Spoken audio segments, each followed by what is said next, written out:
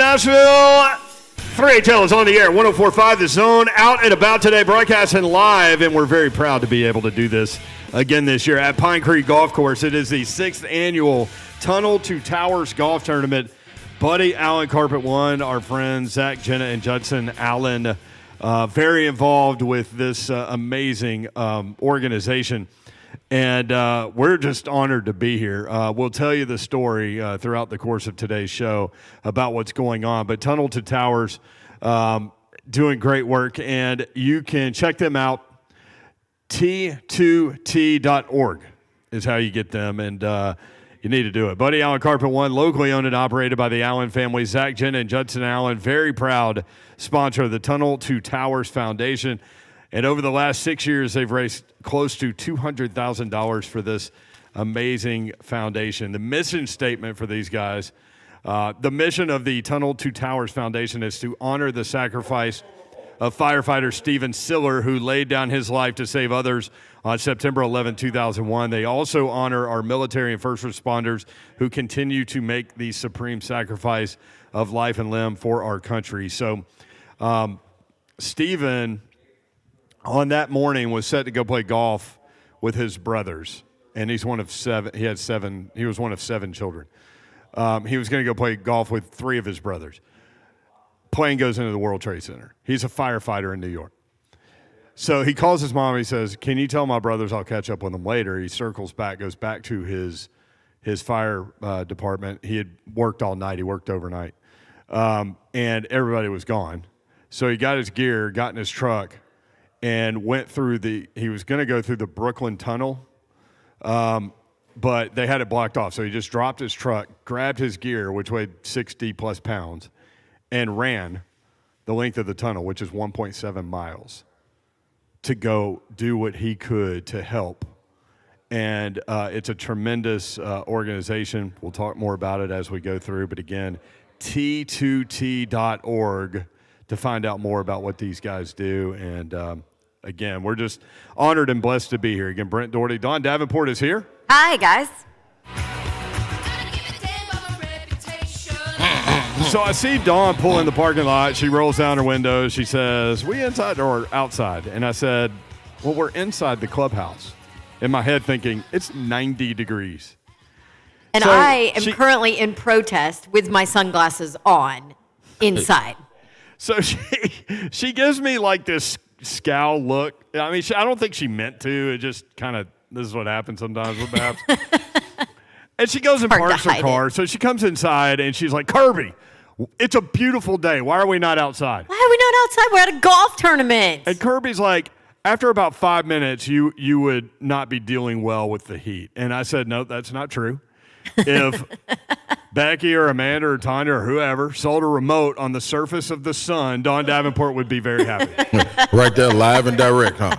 Broadcasting live from the surface of the sun, presented by... Perfect. It doesn't matter because we're all dead, except for Don, who's really happy.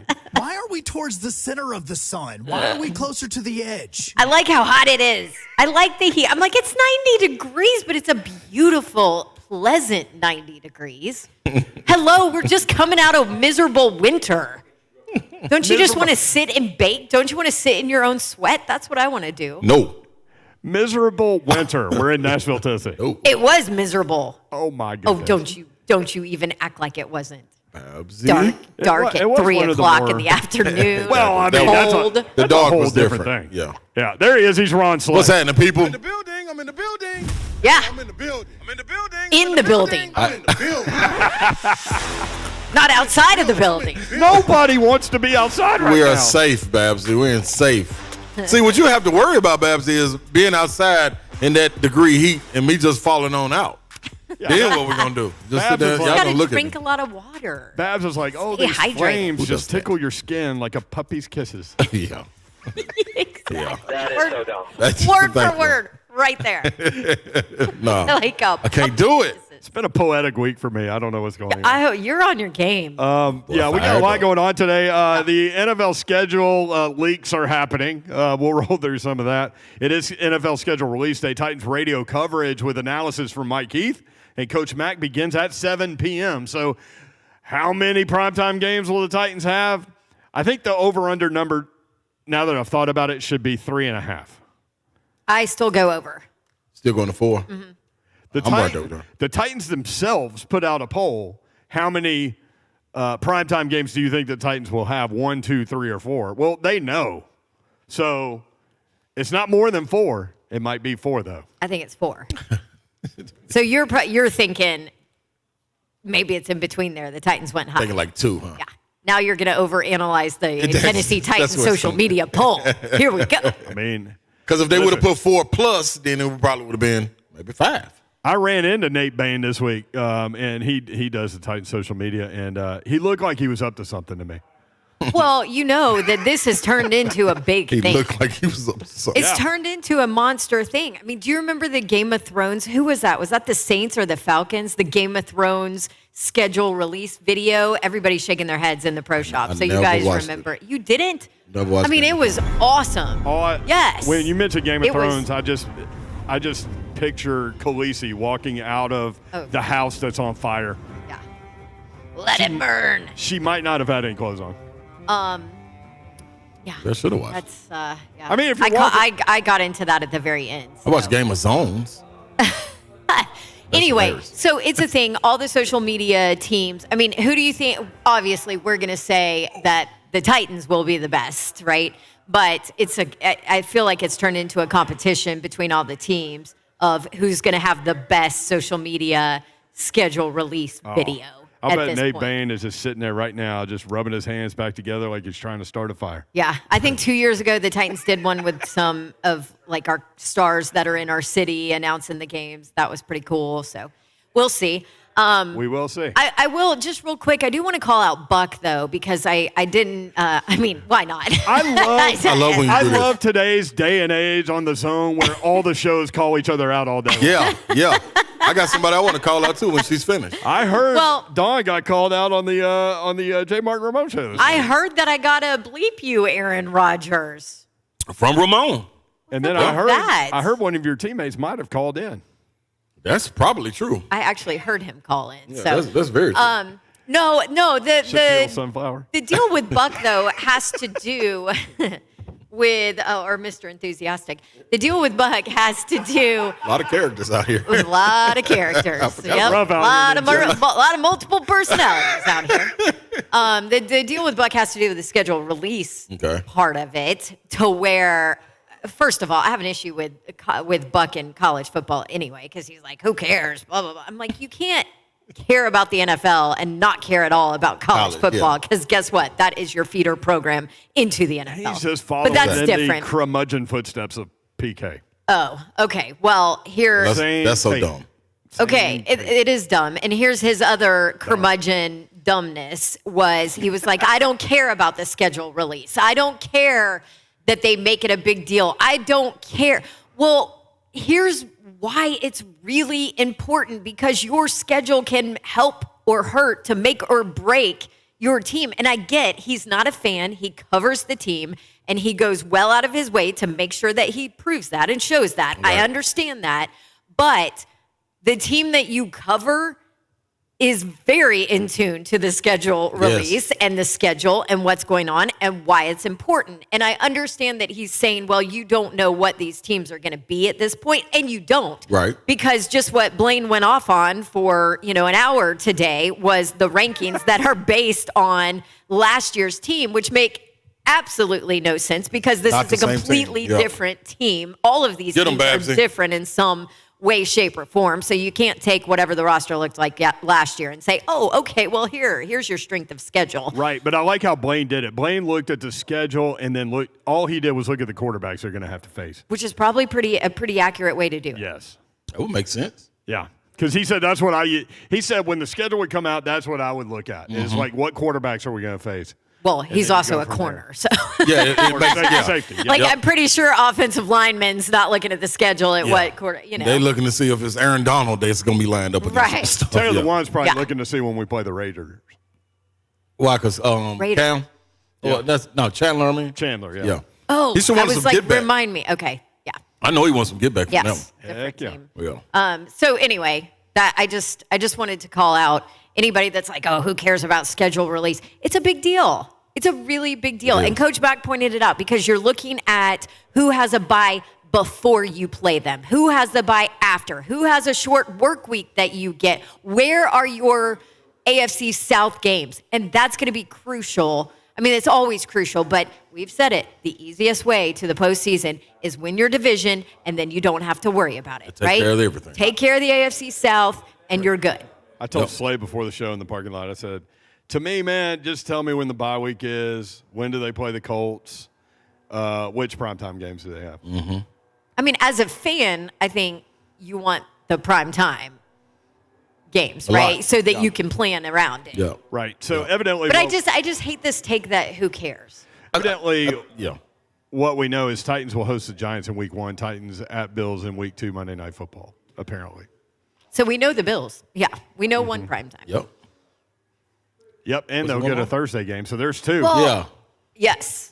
So there's at least 2. It's interesting, too. We were talking about some of the leaks yesterday, and we got hit up by completely different people that those leaks were bogus. So there's no telling what is true and what is false at this point that's being thrown out there. Tennessee basketball with a huge pickup. We'll talk about that. Also, the Grizz body bagged the Warriors last night. Lord have mercy. That was, Embarrassing.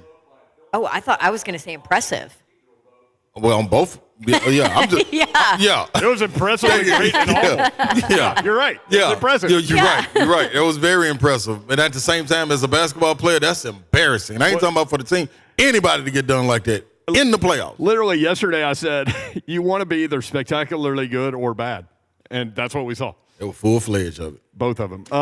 We'll be back and discuss that next. 3HL 1045 The Zone.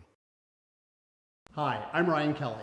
Thinking you need a big down payment to buy a house? Well, you don't. So stop searching for the money. At thehomeloanexpert.com, we can get you in the home of your dreams with no money down. Get pre-approved today at thehomeloanexpert.com.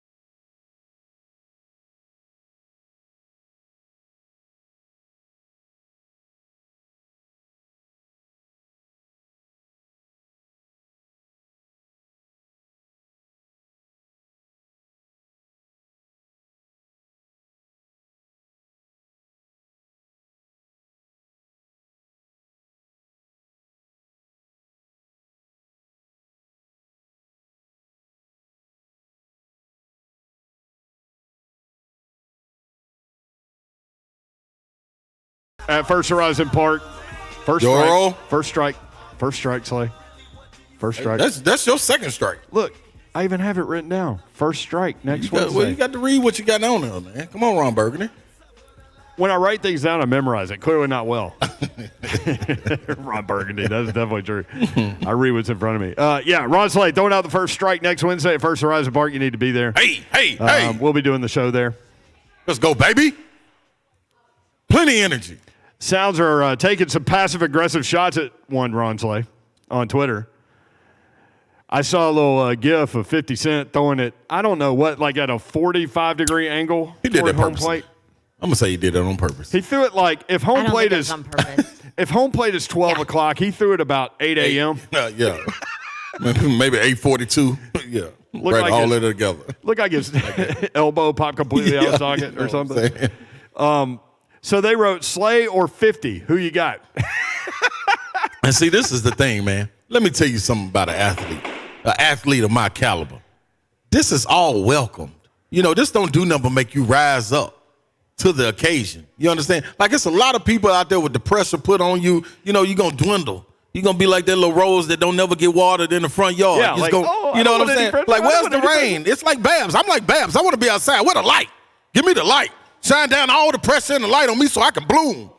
You know what I mean? I can blow. You're going to bloom on the I'm mountain? gonna bloom right there. See, y'all, what y'all don't know, I'm gonna give y'all a little hint why this is gonna be great. Let me give y'all a hint why this is gonna be great. Cause at home, I'm working on my approach. So my stare down and then my approach. Cause see, Who are you staring down? see, don't worry about that. See, you focus on the wrong thing. What you should be focused on is just me. Don't worry about what I'm focusing on. You focus on me and I'm gonna get it done. I'm gonna tell y'all, and this is in full disclosure. I took a little hint. From who? My girl Babsy. So I studied a video. She sent us a video last night. She had the highest leg kick in the history of leg kicks. Highest leg kick, great aim, target on She deck. looked like a grandfather clock. What does that look like? Like, vroom, vroom. You know, like What is that that people have on their desk? The pendulum. The pendulum. Yeah. That's what you said her leg was doing? Yo, Pendulum? it was amazing. Dexterity. So I saw that. Flexibility. And I figured out what that was about. Clarity. That was used for balance. So I take a little bit of her. Then I watched a couple of clips of Randy Johnson. I got some other guys I was that just gonna say, okay, balance for me at 5'7" 5'7". is probably a little different than balance for you at 6'8". But see, guess what, Babsy? You hit the mark. That's the finished product is what it's about. It's not what it looks like leaving my hand. So everything that I take and mix up in this pot, in this big strike big gumbo full of strike, I'm putting it in there. I'm going to drink a little bit, and I'm going to go out there just like Popeye eat his spinach, and y'all be the judge. I love that you're doing the research and watching videos and practicing at home. You might be okay. We'll Babsy, see. that's what I'm trying to tell you, and I'm trying to tell all the people out there, especially the sounds. I'm a different level type of athlete. You understand? I watched the film.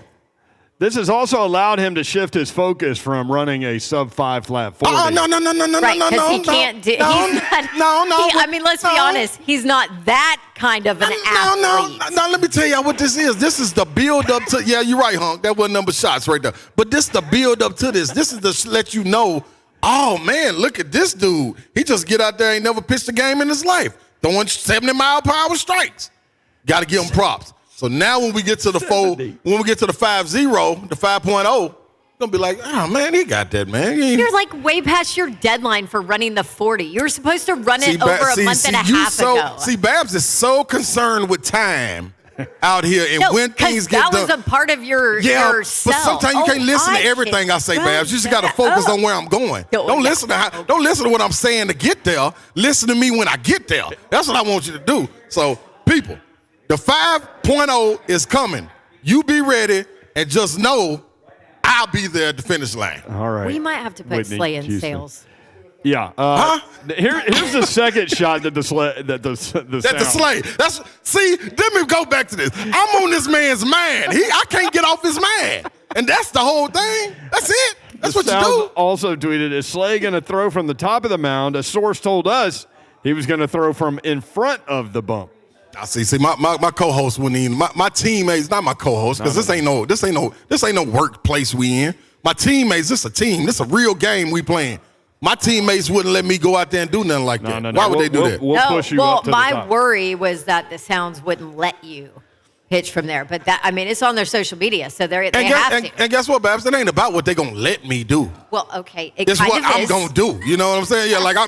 Yeah, they tell me what I'm gonna. Yeah, once you open the door, you can't tell me what room to go in when I get in the house. Once you let me in the house, I can go anywhere I want to. You should never let me in. I'm in now. I'm like, actually, no. You're in the building. That's not right. I'm in the building. That's what it's about. You don't tell me I can't go in the kitchen. I'm supposed to sit in the living room. I'm thirsty. What I'm supposed to do? Come on, man.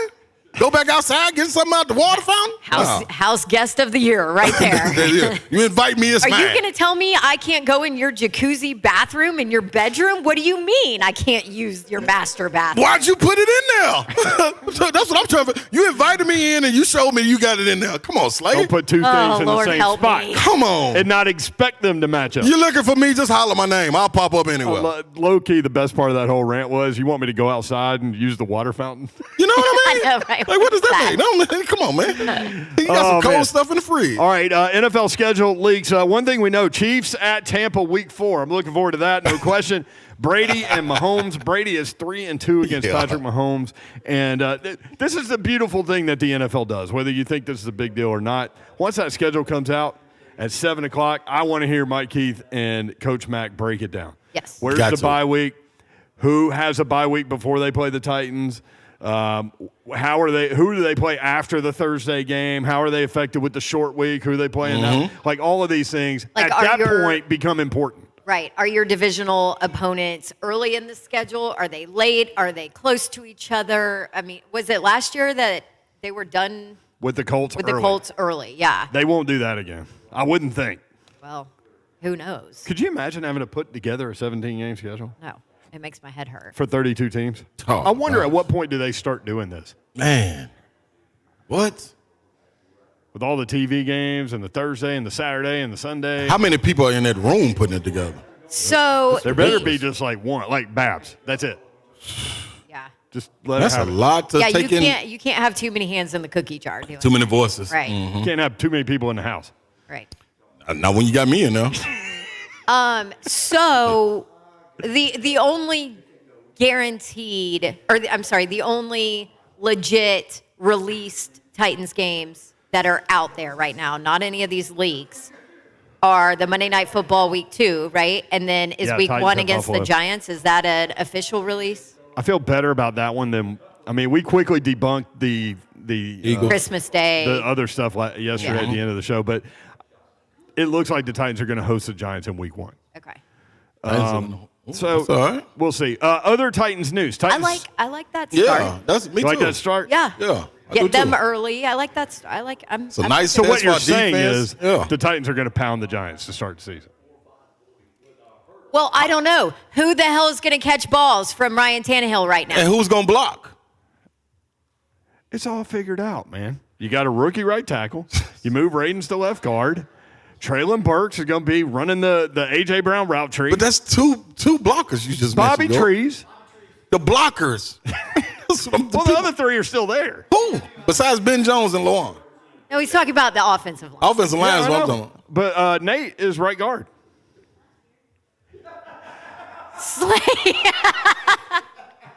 Is he not in the house with you? Listen, Is he in the backyard? No, guess what? I know Babs. Is he at the water fountain? Babs and them probably got it. Now, I walked past the fountain want a earlier. I want a water fountain I ain't in my seen nobody over there by the you fountain. So guess what? You could. I know it's a guest house out here somewhere too. So let me go search the guest house and I'll see if we in there. Water fountains are frowned upon now since COVID, by the know, way. right? They are. Yeah, I ain't scared. Not the ones at the house I'm at. Oh, man, you got so much rust running through that. That kills all the COVID. Yeah, Hey, but that's right. guess what though? Listen, for the Giants game though, I think that's a good one, man, because your defense gets to see exactly where they are. You're gonna face a premier, when healthy, running back in Saquon. I mean, he'll be healthy in week 1. That's all. Maybe not week 2. That's all that matters. That's probably that's a legit argument. You do get them when he's probably healthy. Exactly. And imagine how much that matters. Because look at Yeah. the rush that Arizona had in week 1 when all of them were healthy. They created havoc. Yeah. You know what I mean? So you got that, man. You got a couple of receivers to get out there and get after. You got Daniel Jones, who listen, I like Daniel Jones. Are you sold on Jones? Honestly, I am. I always feel like he don't have no protection. He get banged up too. Now, I mean, take away the poor from the kid run, has had 8 million different coaches. that too, and little minor injuries. So I mean, it's funny when you mention Daniel Jones. I think of one play that I was watching the game live. Why I was watching a Giants. I knew this. That's why I didn't want to really coming. bring him up. Why I was watching a Giants game I really live, didn't want I to have bring him no up. idea. But my man takes off down the right side. And gone. There's no one in the shot. And it's not like a close-up. Like, Yeah. there's no one anywhere near him. Yeah. My man trips over the 50-yard line, falls right on his face. And he had taken off about 40 or 50 yards by the end, too. He was gone. He was gone. Yeah, man. It will, man. Turf Monster will get you, man. I love it. Titans signed former second-round defensive tackle DeMarcus Walker today. 5-year pro, 13 games with the Texans last year. He started 2 games, 31 tackles, 4 tackles for a loss, 2 sacks, and 7 quarterback hits. He joins Jeff Simmons, Danico Autry, Tier Tart, Naquan, don't call me Daquan Jones, Larrell Murchison. Yep, they pick up a player there. I see Buck Rising tweeting out the 4 of the 9 Titans draft picks are under contract ahead of rookie minicamp. Running back Hassan Haskins, wide receiver Kyle Phillips, defensive back Theo Jackson, linebacker Chance Campbell. So that's some Titans news for you. The Memphis Grizzlies last night put the Golden State Warriors in a body bag and then continued to hit them with a hammer for like 2 hours. They put them in a body bag, and as the paramedics are taking the body bag to the coroner's office, the Grizzlies just sat in there in the ride the whole way there, hitting them with a hammer. Why? I don't know, but they were up by 55. No.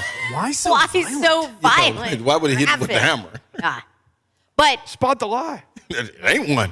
Because you're right. Dead body. Dead body. You're exactly right. I'm talking about, hey, man, listen, that was beyond embarrassing.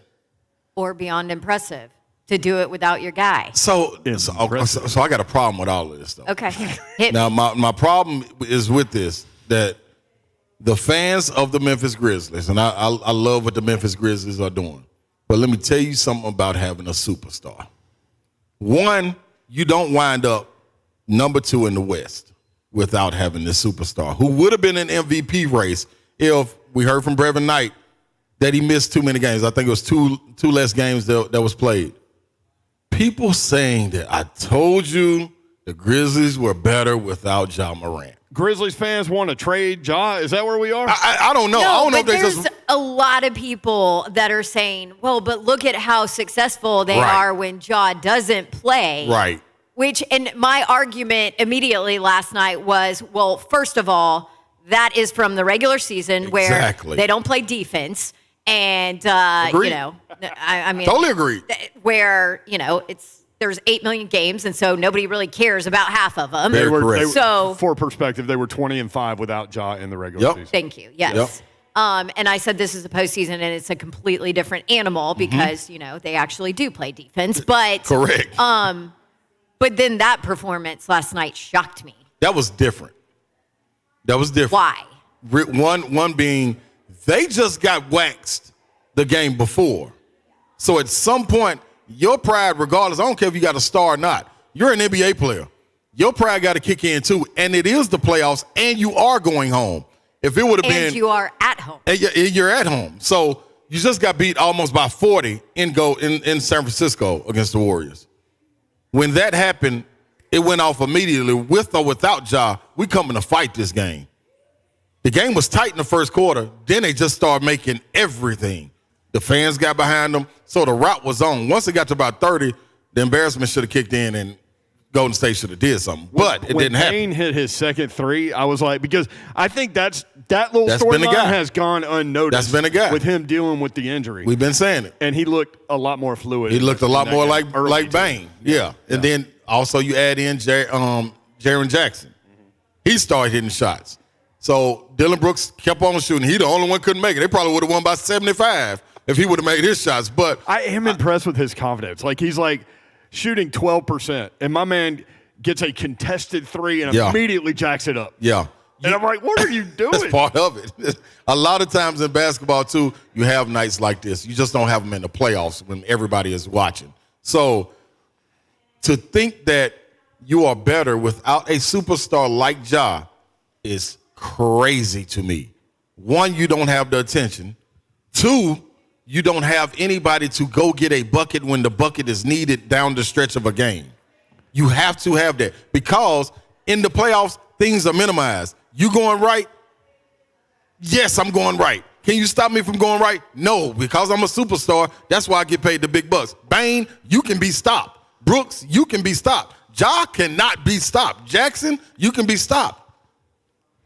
I'm telling you, be careful, people. Be careful, Grizzly fans. Y'all will run that young man off, and he'll be in a different market, in a bigger market, because guess who's waiting on it? Nike. They can't wait for him to get into a bigger market. Yeah. The man going to have it. All right, okay. Yeah. Y'all keep on saying y'all better without him. And this is going to be a problem, boy. Y'all going to go back to the abyss. Did you get text You know what from abyss people is? saying? Yeah, that's where they're going to be. Yes.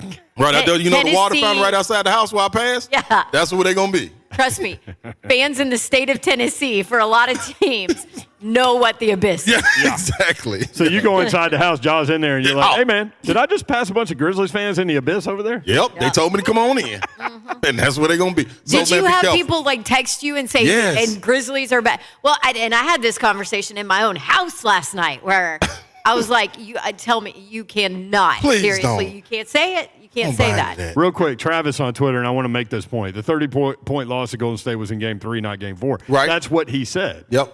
He said they lost big in Game – you didn't say Game 3, but that's Yeah. what you meant. And they came back and fought They in came Game back and 4 fought in Game and then 4. won Game Yep. 5. So the final, 134-95, wasn't as close as that score indicates, which is crazy. Rock. Memphis led by 55 late in the third. They led by 54 at one point in the fourth.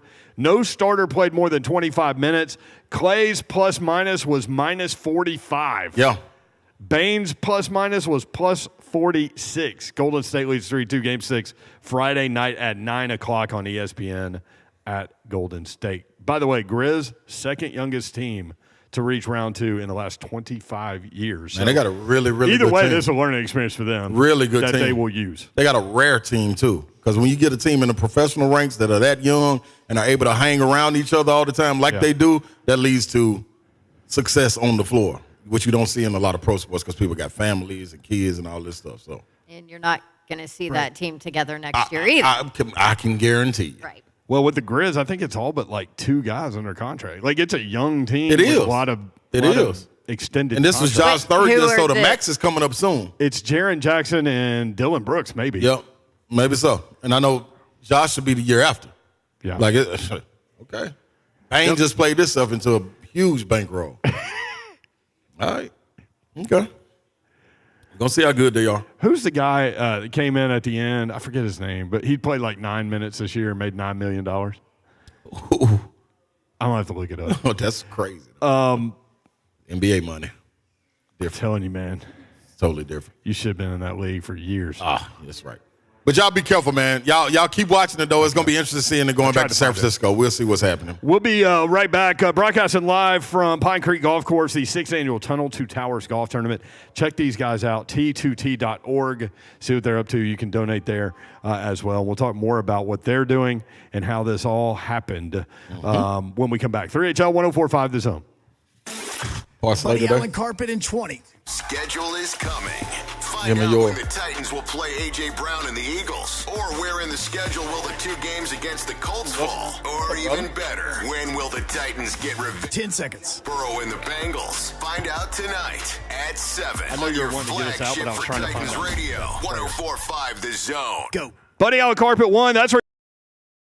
I'm Ryan Kelly with thehomeloanexpert.com. Banks are great for car loans, but when you need a home loan, you need an expert. We'll get you pre-approved the day you call in, lower rates, and with our 21-day closing guarantee, you'll be in your dream home in weeks.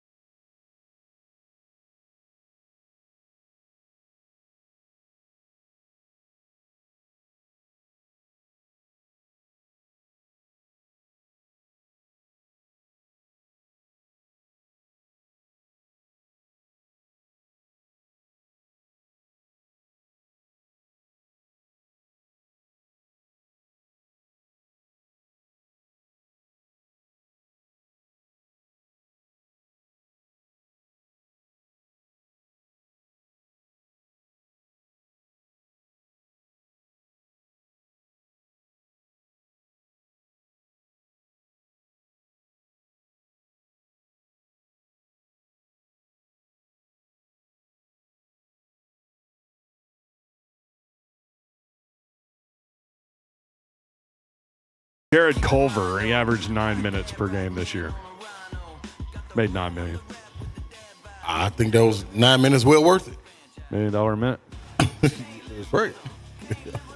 He was like minus 13 last night Hey, man. on a team that won by 39 points. Listen, man. That was different. That was different. Different to watch, too. 3HL broadcasting live from Pine Creek Golf Course. We're blessed and honored to be able to be here every year. 6th annual Tunnel to Towers Golf Tournament going on today. And again, for more information, T2T.org. They make it easy for you. Tunnel to Towers. I'm sure you've heard about these guys. Frank Siller joins us now, and Frank's I've been told you kind of run the whole thing. That's what I was told. Yeah, I run the whole thing because I have about 10,000 volunteers that do all the work. That is amazing. Got to have a great team. Yeah, and it's so good to be here. Jenna Allen and brother Zach have been honoring their dad from their business with Carpet One and raised a lot of money for our foundation so we can continue doing the good work.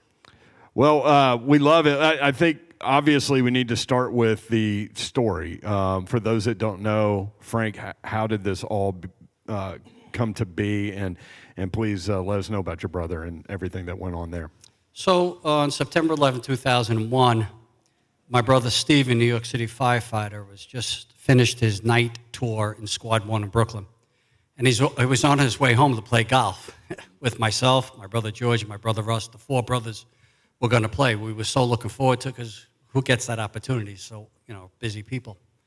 And he heard on his radio scanner that the towers were hit. What does firefighters do? What do our military do? They don't run away. They run at it, right towards the danger. So he drove back to his firehouse, got his gear, and drove to a tunnel, the Brooklyn Battery Tunnel, which connects Brooklyn with New York City, and it was closed for security reasons. So that tunnel is almost 2 miles long. And he strapped the 60 pounds of fire gear on his back. He ran through the tunnel, went up West Street, went into the South Tower, up those stairs, along with so many other firefighters and police officers. You saw it was 25,000 people saved that day. It was the largest rescue ever in America. And but not for first responders, not for those who were running up the stairs. And my brother was one of them that gave up his life. And when we found out as a family what he did, because his truck, which I had to drive, was right at the mouth of the Brooklyn Battery Tunnel. And it was, when we found out what he did, we had to honor him and the sacrifice, not just he made, but so many other great heroes. So we started the Tunnel to Towers Foundation. So you guys were going to play golf. He had worked all night and then was going to play golf with his brothers. Yeah. You obviously heard about the planes going the building. You knew that he had gone back. So what was the flow of information? Like how tough was all that? The flow was not good. It was chaotic, obviously. But as the morning went on, when the South Tower came down, I was in my house, and my mother-in-law was sitting next to me. And I turned towards my mother-in-law. I said, "Nancy, I think I just lost my brother." Not knowing what he did, just knowing the type of person he was, that he would get there. But a couple more hours passed, and one of his neighbors, Richie Obermeyer, another New York City firefighter, called me up and said, "Frank, Stephen's on the list of missing firefighters." I said, "Rich, I do know that. Thank you so much for calling me. I've been calling Stephen on his cell phone, and he's not picking up, but I know you guys are so busy." He goes, "No, Frank, Stephen's on the missing firefighter list." He goes, "You don't understand what it's like down here." I said, "No, Rich, I do understand." He goes, "No, Frank, there's nobody coming home. Nobody was in those buildings." And my heart dropped, and I had to turn around. My sisters were with me. My other brothers were with me in my living room. I went back, and I had to report that. And when I did, my sister, all of us broke down. We were literally on our knees holding each other and praying. But you know what? We got off our knees with the strength of God, and we said we're going to do something. We didn't say it that day, but we said it soon thereafter. In December of 2001, we were already running a foundation in honor of what my brother did. So what was important for you guys in terms of how you wanted to give back? Well, look, Stephen was the youngest of 7 kids. He was married. He had 5 children. 5 kids. And we needed to do something for children. Because, we know what my brother went through. My parents died when he was a little boy. We raised him. He was much a son to me as he was my brother. He was 10 years old. He was orphaned. And so we want to help children. But, the whole foundation changed in 2009 when the first quadruple amputee that ever survived any war was from Staten Island, my hometown, New York. And I went down to visit him with a group of great other Americans. And while I was there, I said, Brendan, his name is Sergeant Brendan Morocco. I said, Brendan, can the Tunnel to Towers Foundation, can we build you a home? And he said, Frank, I don't know where I'm going to live.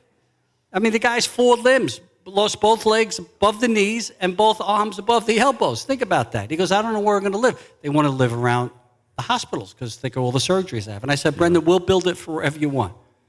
And I found out later, Brendan being Brendan said to me, anywhere? I said, yeah, anywhere. He goes, how about Hawaii? I said, sure. I said, wherever you want it. So in that instant, we found out that we just are not going to build a house. We've got to build them where they want them. Yeah. And he did come back to Staten Island, and we built him a house. And when we were building it, I had this guy, John Ponte, who had a smart home industry business himself, and he kept on showing up every day. And he said, Frank, you got to put these cabinets that lower so Brendan in his wheelchair can get something out. You got to lower the stove, and you got to make sure you can run the whole house, the heat, the lighting, the shades through an iPad. Yeah.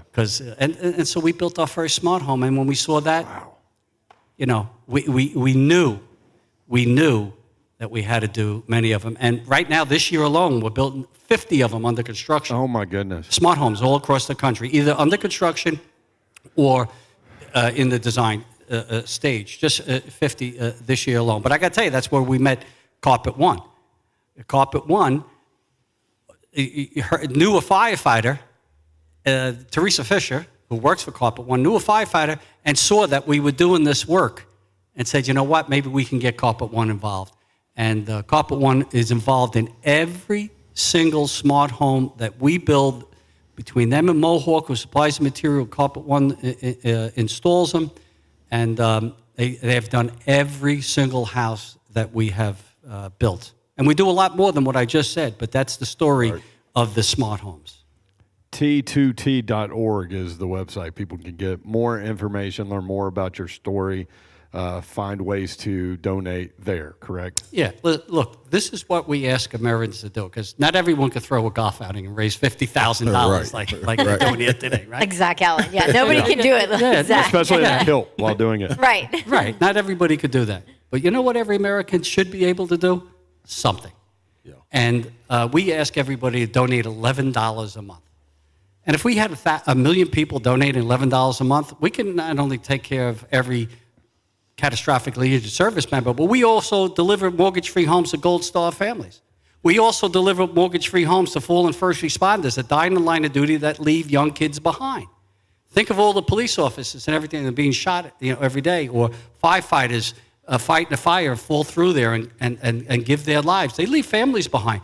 Tunnel to Towers Foundation, we made a promise that we're going to take care of every single first responder in this country that gives their life and leaves a young family behind. We're going to deliver them a mortgage-free home. And that's what $11 a month can do. And I think most Americans, when they hear about it, like they're going to hear today, because I've never been on your station before, it resonates, because what's the biggest bill we have? Our mortgage. And these families that lose their loved one are threatened, not in a threatening way like someone's threatening them, but that they can't stay in their home, because how are they going to make the mortgage payments? Right. We come in and alleviate that so they can stay in the home, the same home they were making all the dreams with their loved one. And we're so proud that we're doing this work, and that's what $11 a month can do.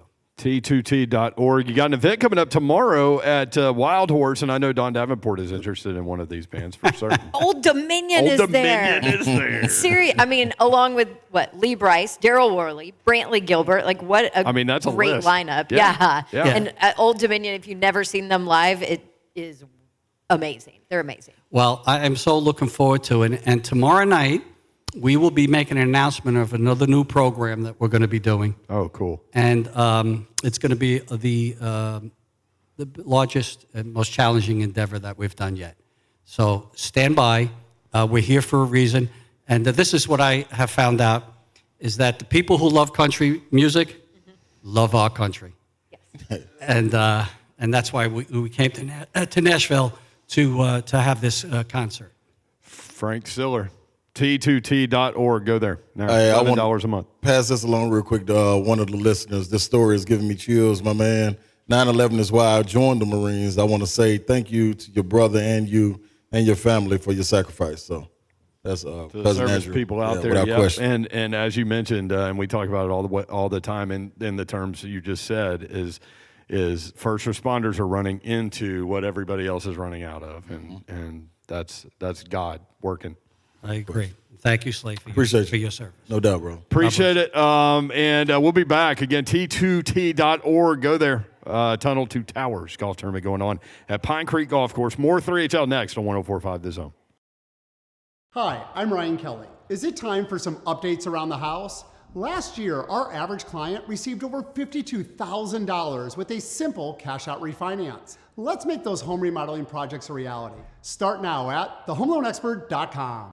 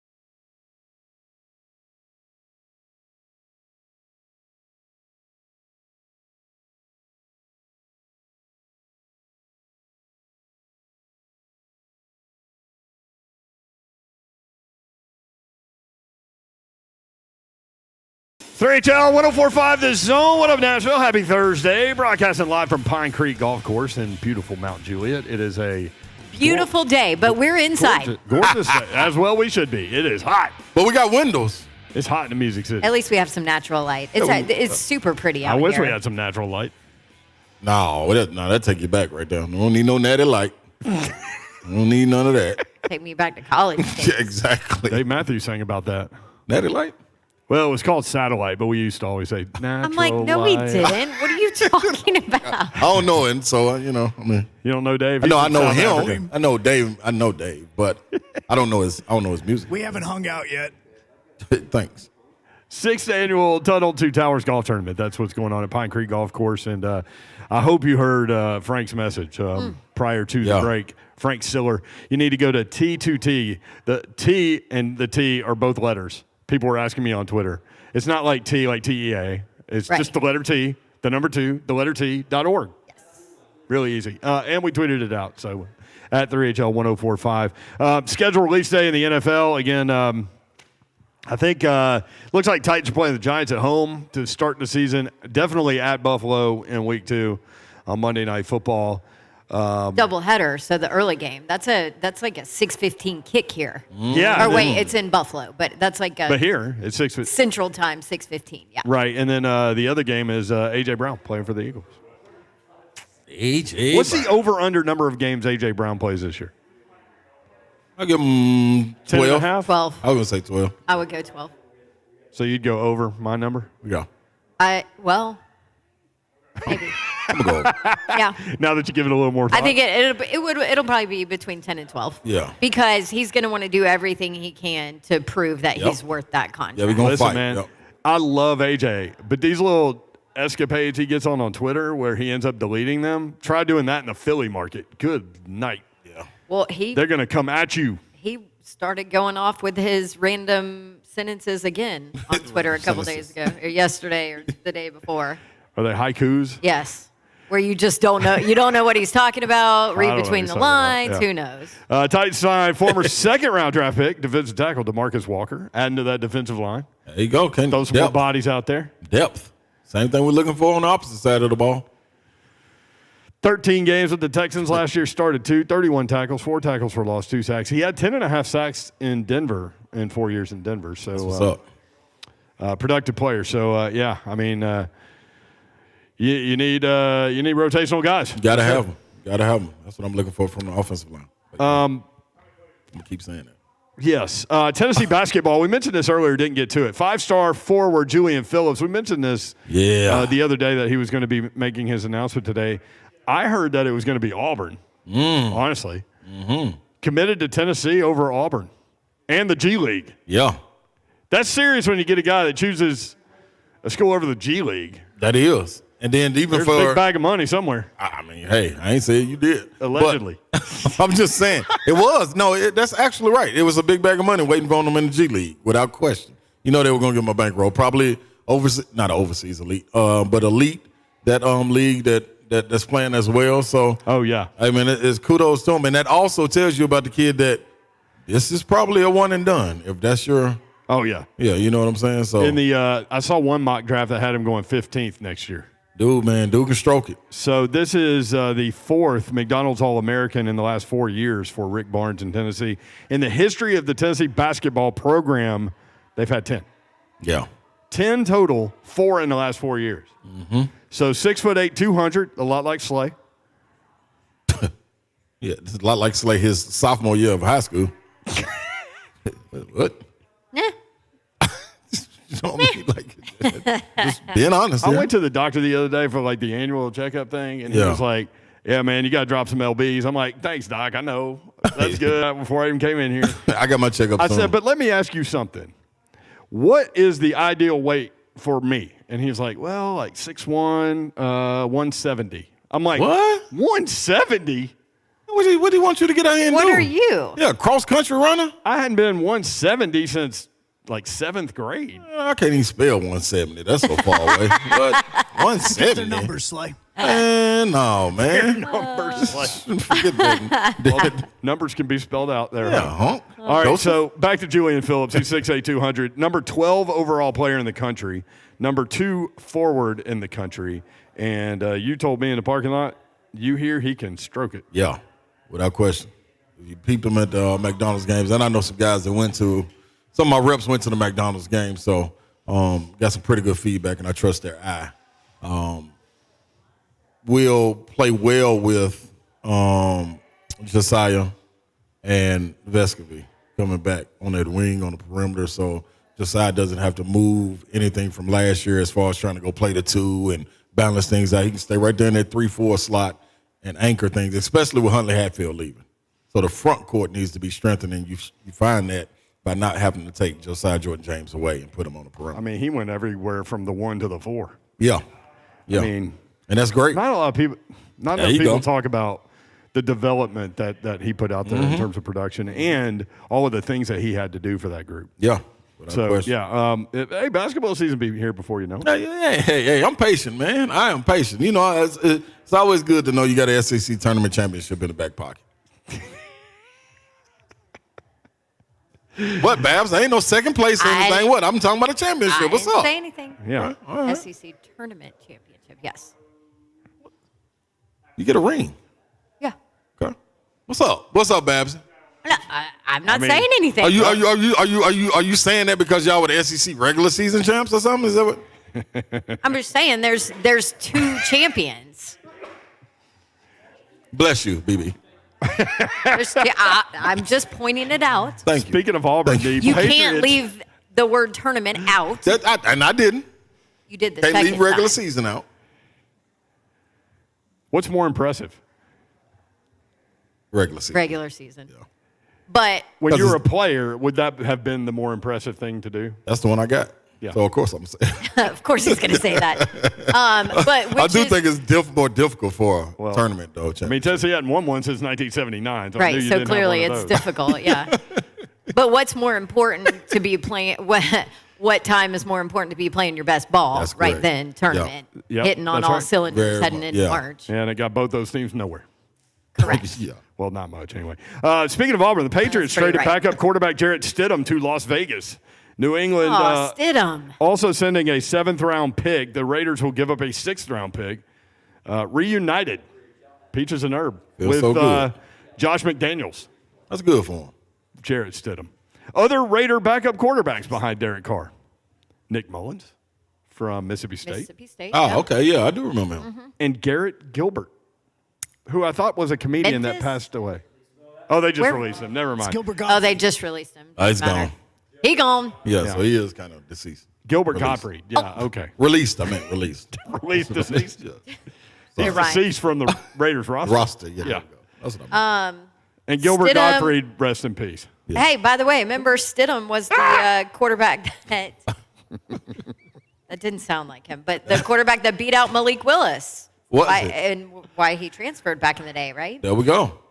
That's all right. There's some talent on that roster. Speaking of Malik Willis, is he NFL ready? That's one of the questions we'll throw at Greg Cosell from NFL Films next on 3HL 1045 The Zone. Music City Autoplex. Dude.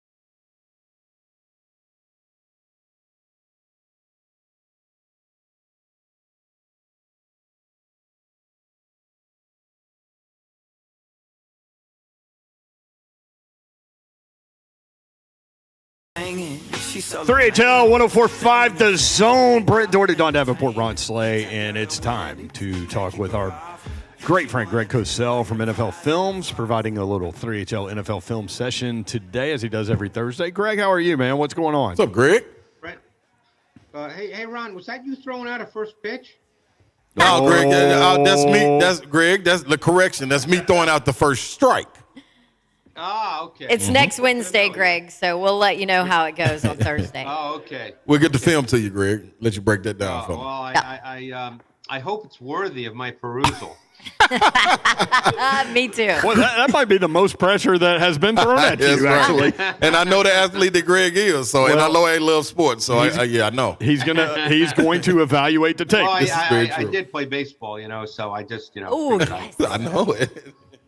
Well, I live for your tape evaluation of Slay's first strike, as he likes to call it. I'm sure Slay was a far better basketball player than I was. That's not even within a question, but maybe not in baseball. Yeah, I'd give you that. Cosell, let's jump right in. All right. So Traylon Burks, what do you think the void is, just offensively, schematically, created by AJ's departure, and can Burks step into that route tree? Well, there's no question that his skill set fits that. The question is, with any rookie, is he ready to do that from day one? Because clearly they're counting on that.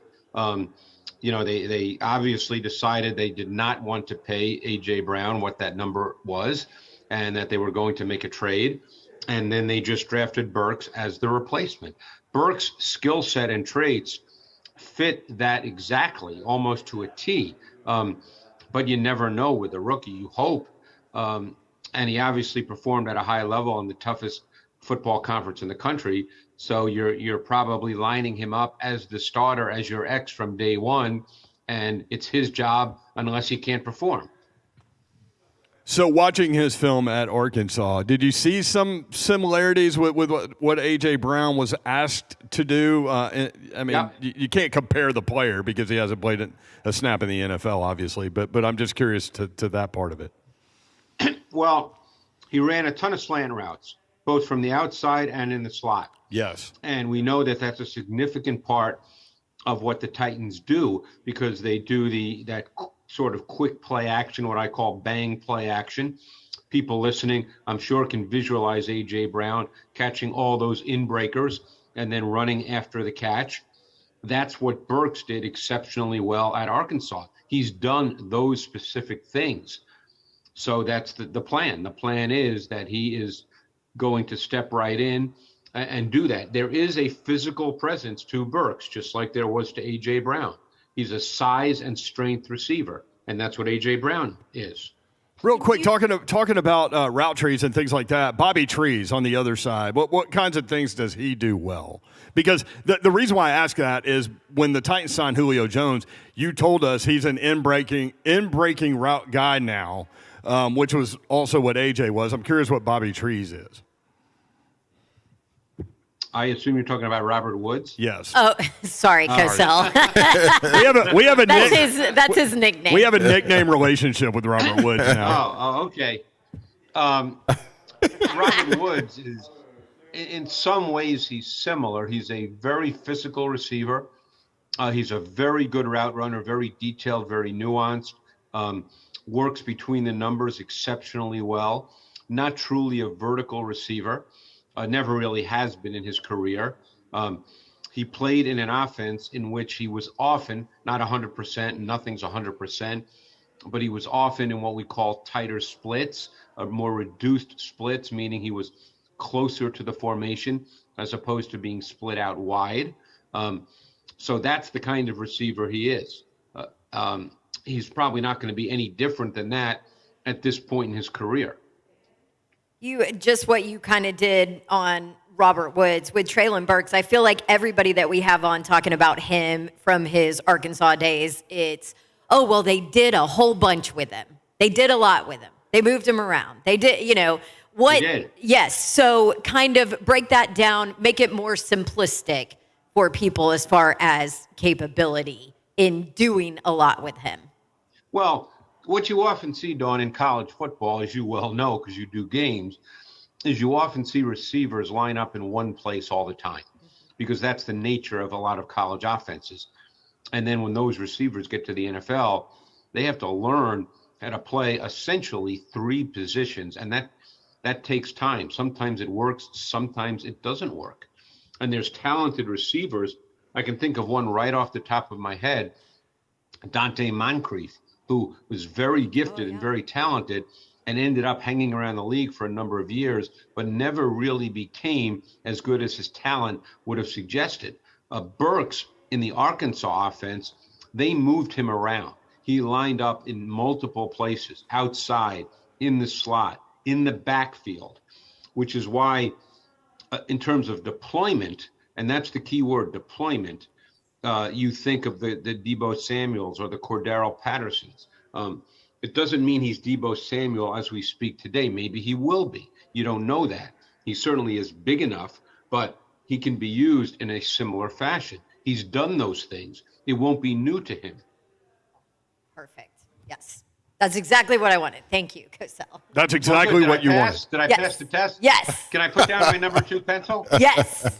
No, ink it. You can ink it, Cosell. Cosell, I thought it was interesting. Greg Cosell with us from NFL Films, at Greg Cosell on Twitter. I thought it was interesting when the Titans selected Petit Frere from Ohio State, who played right tackle and left tackle. They do have an opening at right tackle. That, you know, the thought around town is that Dylan Radins will get a shot at right tackle. My thought is that maybe he's more of an inside guy based on conversations I've had with people like you. So I'm curious, does that selection maybe show their hand that Radins is going to move inside, do you think? I would think so. Petit Frere he played right tackle and left tackle, as you said. He really looks the part. He's tall, he's long, he's got long arms. There are pass protection snaps in which he looks absolutely beautiful because he has fairly light feet. He has active feet. He's athletic. But there's also a lot of snaps that showed up against quality pass rushers where he really had a glaring tendency to bend at the waist. That showed up far too often when he played against Penn State's Arnold Ebiketie and Michigan's Aiden Hutchinson. So again, I'm not an O-line coach. I can't sit here and tell you that you can simply coach that out of them. Most coaches believe that they can coach a lot of things out of players. So we'll see. But he really does look the part. And when he does it right in pass protection, he looks really pretty. And he is athletic for a man that size. Cosell, let me ask you this about the offense before. I want to ask you something about the defense as well, Theo Jackson. But as far as offense goes, with Tannehill and these new weapons, where does he thrive the best? Like, what scenario have you seen Tannehill thrive the best and get the most out of what he does? Yeah, of course, when you got weapons, when you got all your weapons healthy. But outside of that, like, what is it? What's the scheme? Well, I think ultimately the way he's used in Tennessee is, and the way they ideally want to use him is what he is.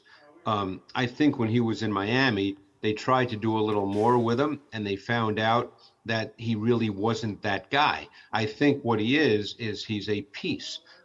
Because he does have mobility, he can at times be more than that because he can make plays with his legs, both getting out of the pocket and throwing and getting out of the pocket and running. Right. But as far as the pass game, if you're talking about a structured pass game, Ron, he's essentially at his best when you have the play action element. He can work off that because what play action tends to do is it tends to define the reads more cleanly. And I think that's where Ryan Tannehill is at his best. And look, this team did score an average over 30 points a game a few years ago. So it's not as if the way they play can't work. It has worked. But there's a finer line there because you are a little bit limited. You know, you do need a drop back pass game at some point in this league. Right. Unless, of course, you know, that can also be compensated for if you have a dominant defense, because then the game is different. But for the most part, that's what Ryan Tannehill is. Well, guess what? The Titans have a dominant defense. Yeah. I mean, don't you think that's And fair to that's say on the tape? I would say, I wouldn't say it's, the 2000 Ravens or the 85 Bears, but I think they have a really good defense that, they have a few question marks as they go into this season. Let's wait and see what happens at the corner position. But, and obviously if that doesn't get settled to everybody's liking, that poses a problem, because if your corner play is not what it needs to be, that can pose problems in given games. Now, a guy like Haskins, the Titans just completed 4 signatures, and he signed. Haskins, the running back from Michigan. So he's in. Where do you see him fitting in? There you go. Talk to him. Yeah, he's the backup to Henry. He's a grinder. Oh, okay. That's what he is. He's the kind of runner that follows his path, gets what's blocked, not a whole lot more. There's not really an explosiveness to him. He's a tough physical runner, knows how to run, very professional in understanding how things are going to be blocked, understanding fronts and the fluidity of fronts when the plays start. He's one of those runners. The reason he's, I believe, a 4th-round pick, correct? Yeah. Is because there's no real true explosiveness to his game. And that's why he's a 4th-round pick. But he's big, and obviously Henry is the feature back, but Haskins is 6'2", 228. That's what he was at the combine. Right. There's no mystery to him. I mean, he's a competitive, disciplined, physically tough, sustaining downhill runner. Yeah. That's what he is. And I like that, because as the fan in me watching the game looks at it and says, man, we lost Foreman to Carolina. Now you're getting Henry back, and you're able to work him in and not use him up, if this is the same guy that could take that type of pounding and get downhill as Henry can, as far as wearing down offense. Defense. The point I made, Ron, when I finished watching him was his role in the NFL will be dictated by what teams see him as a runner, and that is going to be team and scheme specific. And he actually went to a team where he works. That's why the Titans drafted him. He fits what they want to do if he has to play. Right. Greg Cosell is with us, executive producer, analyst, NFL Matchup. Cosell, obviously, a lot of talk about schedule release, and I know you don't get into any of this, but no, I maybe fans will be very surprised by this, but I won't be watching that tonight. I know. I'm shocked.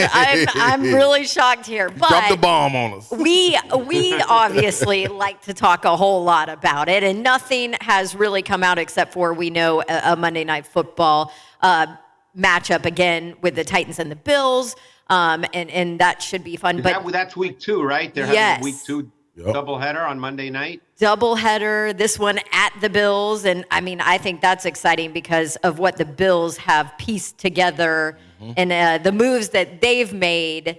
Obviously, they come in as a Bills Super are a Bowl. really good team. Yeah. As we sit here on May 12th, the Bills look like a really good team, but I guess that's why they play the games. Yeah. Right. I understand that. But there's also reports out there that the Titans are going to start the season hosting the Giants. So we had a nice little Daniel Jones discussion earlier on the show. And for the sake of it being scheduled release day, I want to get your take on Daniel Jones, because there is the argument that he has not been put in a position to succeed as a quarterback. So what was your take on him, the tape out of college? What is your take on him now? I would say that one of the bigger issues with Daniel Jones is an inability to just turn it loose. He is not an aggressive mindset thrower of the football.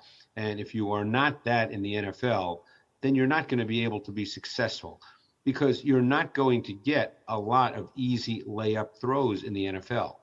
And he tends to hold the football, and that's a problem in this league. That good things do not happen for a quarterback when they hold the ball in the pocket. Right. So, I think that Brian Dable, who is now their coach and their essentially their offensive coordinator, although they did bring in Mike Kafka from the Chiefs, and Mike Kafka had a lot more to do with the Chiefs' passing game than people might realize. So I think there'll be some different schemes put into place, and I think they will work very, very hard with him to try to get some aggression into his mindset. because they're going to be very interesting with some of the receivers that they have. A lot of people think that Wan'Dale Robinson was a reach, but I think when you look at Rondale Robinson along with Tony, their number one pick a year ago, and this is where I think the Mike Kafka influence comes in. They're looking for players that you can move around the formation. You can motion them. You can line them up all over. I'm not going to sit here and say either one of those guys is Tyreek Hill because he's a little freakish and truly special. But it's the way they used Hill in Kansas City and the way they used Hardman. I could imagine them seeing Tony and Wan'Dale Robinson in a similar fashion. And when you use a lot of motion, that limits the amount of communication and adjustments that a defense can make before the snap of the ball. Now, let me ask you this, Cosell. When healthy, they pose a great threat to the Titans coming into week one. Saquon Barkley and then Daniel Jones with this offensive line. If they can get it done, what would be something that you think they would attack? Would you say in the Brandon and the OC? I don't know if we can sit here and say they pose a big threat because we don't know what Daniel Jones will be at this point. Gotcha. That's the main issue. Mm-hmm. Up to this point in time, I don't think, based on tape study anyway, you can really sit here and say, boy, Daniel Jones is going to cause you a big problem. Right. I think he's talented. I think that he's talented enough to be a quality starter. Is he ever going to be a top 3 or 4 guy in the league? More likely not, but you just don't know, because I'm a big believer in coaching, and now we'll see. Look, Brian Daboll had a lot to do with Josh Allen's development in Buffalo. I also know Josh Allen is the kind of kid that wants to be coached really hard. My guess is Daniel Jones is probably similar, but that'll take some time.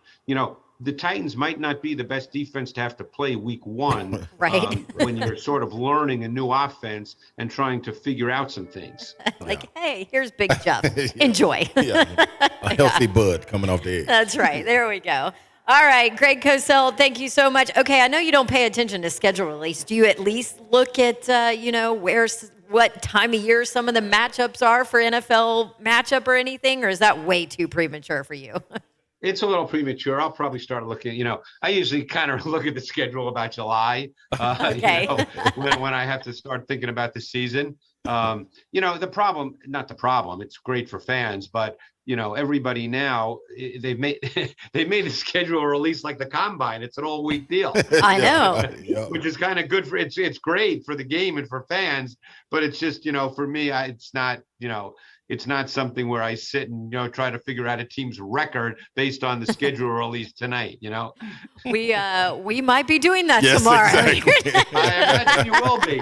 I imagine you'll be spending a lot of time deciding whether the Titans, will be 17-0, 16-1, 15-2, whatever the schedule says. What's the real strength of That's schedule? right. That's right. All right.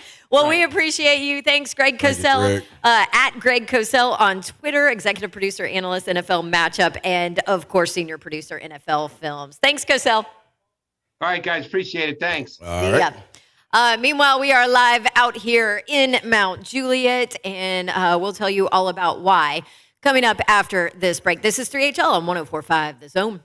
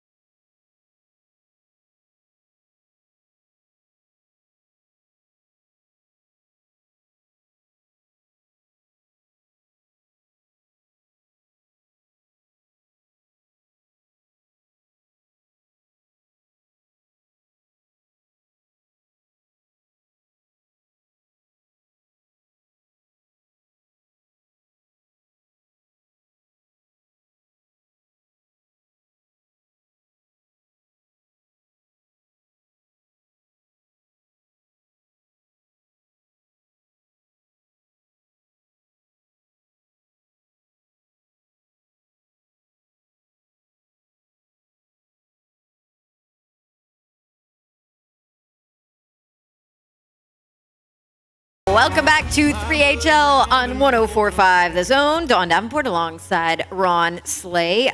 Mayor is out the door here, but we are live here at the 6th annual Tunnel to Towers Golf Tournament out here in Mount Juliet. The Buddy Allan Carpet One Floor and Home 6th annual Tunnel to Towers Golf Tournament. So why don't we talk to the guy in charge over at Buddy Allan, because this is an amazing event, and I know we've been out here a couple of years now live, and so we are fully aware of what this helps to raise money for an incredible cause. And Buddy Allan Carpet One is, of course, locally owned and operated by the Allan family. And we've got Zach, who is here with us in his kilt. Yeah, he still ain't brought me a kilt yet. He just came off the course. Did you play? How's your game? I don't know.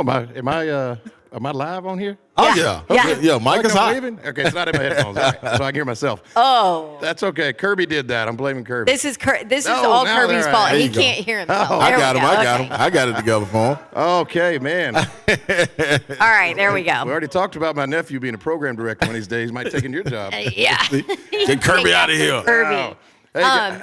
Hey, so 6th annual, this thing is amazing, and we got to hear from Frank earlier, who lost his brother on 9/11, and that's how the entire Tunnel to Towers organization started. Yes. I mean, that'll make you stop in your tracks. It does, and I'm so glad that Frank made it down this year. He stays so busy, and I've just always wanted to come down and really get to speak to the Nashville market and the folks out there, because once you hear the story right from him, it really hits home as to why they do what they do. And when Frank came to Carpet One in front of the group, because we just wanted to be a part of it, and he brought that message, all of us were like, all right, we're on board. Across the country, Carpet One, so you don't know, is a national cooperative. So there are 1,500 stores across the nation. And all of us do things a little different, trying to raise money along the way. We could do it individually or through the national accounts. But we decided to bring it into Nashville and really raise the funds here. And 6th annual, we're close to, as of last year, $200,000 raised in our tournaments. We're going to be way over that after this event. But when they brought Frank in and he told the story, and then here's the thing that really struck home with a lot of us as business owners and stuff, was the Tunnel to Towers Foundation. Frank was just telling me their tax returns, they gave over 95 cents per dollar that came in, went back out to do good. Oh, wow. For a charity organization, that means a lot to me. That meant a lot to us. And I know that means to all of the people listening out there. Yeah. And those who donate. Yeah. You know it's going to the cause you're donating. Right. to. There's no high-paid CEO like Frank said. You can say, I don't make a cent off this. He doesn't get paid at all. They're all volunteers. And across the country, as he said, there's over 10,000 volunteers, including my family and Buddy Allan and all of our committee members that do this, just volunteer to help, as their phrase, let us do good. And that's what we can do, do good for these folks that give their lives, ultimate sacrifice, serve our country, protect us day in and day out, and their families when they lose that loved one. Yeah. And that's what's big. That's big time, man. And I think it moves everyone. Like he was saying, Frank was saying, man, we can get $11 a month out of each family that we can, man. That's what it's about, being a blessing to each other. And I see that's what moves you guys into jumping into it, and hopefully with us being out here, that'll move somebody else into jumping right in there and giving the $11 or whatever you can give. Or playing golf next year, right? Because this isn't going away. You're going to keep doing it. Exactly. Hey, you can come out and play golf. I got to get in this early flight. Yeah, you come out and play golf. You can come out to our tee-off event the day before. We had a great auction last night. Got the cat out of it. Got a little close to 20,000 in just one night with our tournament, or with our auction that's not even today. And we have a third event that we're putting on at John A's down in Opryland with Daryl Worley is going to be performing at John A's for us. You can check out BuddyAllanGolf.com for information on that, as well as the Wild Horse Tournament. I'm tournament mode. It's kind of like a tournament with all these bands going at each other. We could hit some golf balls in the Wild Horse, right? Ain't nothing wrong with that. It's big enough. Yeah. Yes, it is. Yeah, we got that event tomorrow night. And if you want to get some information on that. It is on the t2t.org. But you can also, I'm going to throw this out there. You can email my sister directly at jenna@buddyallan.com, JENNA@buddyallan.com.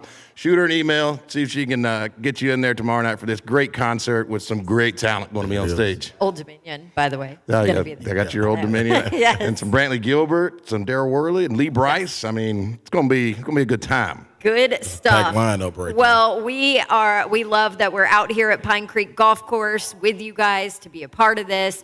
And obviously, Zach, thank you for what you guys do in Buddy Allan Carpet. And one quick thing, if I can, I have to say this. I got to give the credit to my sister. I'm so proud of her. Jenna has been doing this every year for the 6 years we've been doing it and grown it every year. And I could not be more proud of my little sister and what she has done for this and done for the organization to grow it where it is. So, hey, big props to sis. Yeah, salute to you, Jenna. Go Jenna. Go. Yes, Zach, Jenna, and Judson. There you go. That's the Allan family, proud sponsor of this Tunnel to Towers Foundation. And over the last 6 years, you heard them raise close to $200,000, probably going to pass that this year for this amazing foundation. That's where we are live, and our 5 o'clock hour is coming up next, thanks to Buddy Allan Carpet One and the Allan family. 3HL continues after this.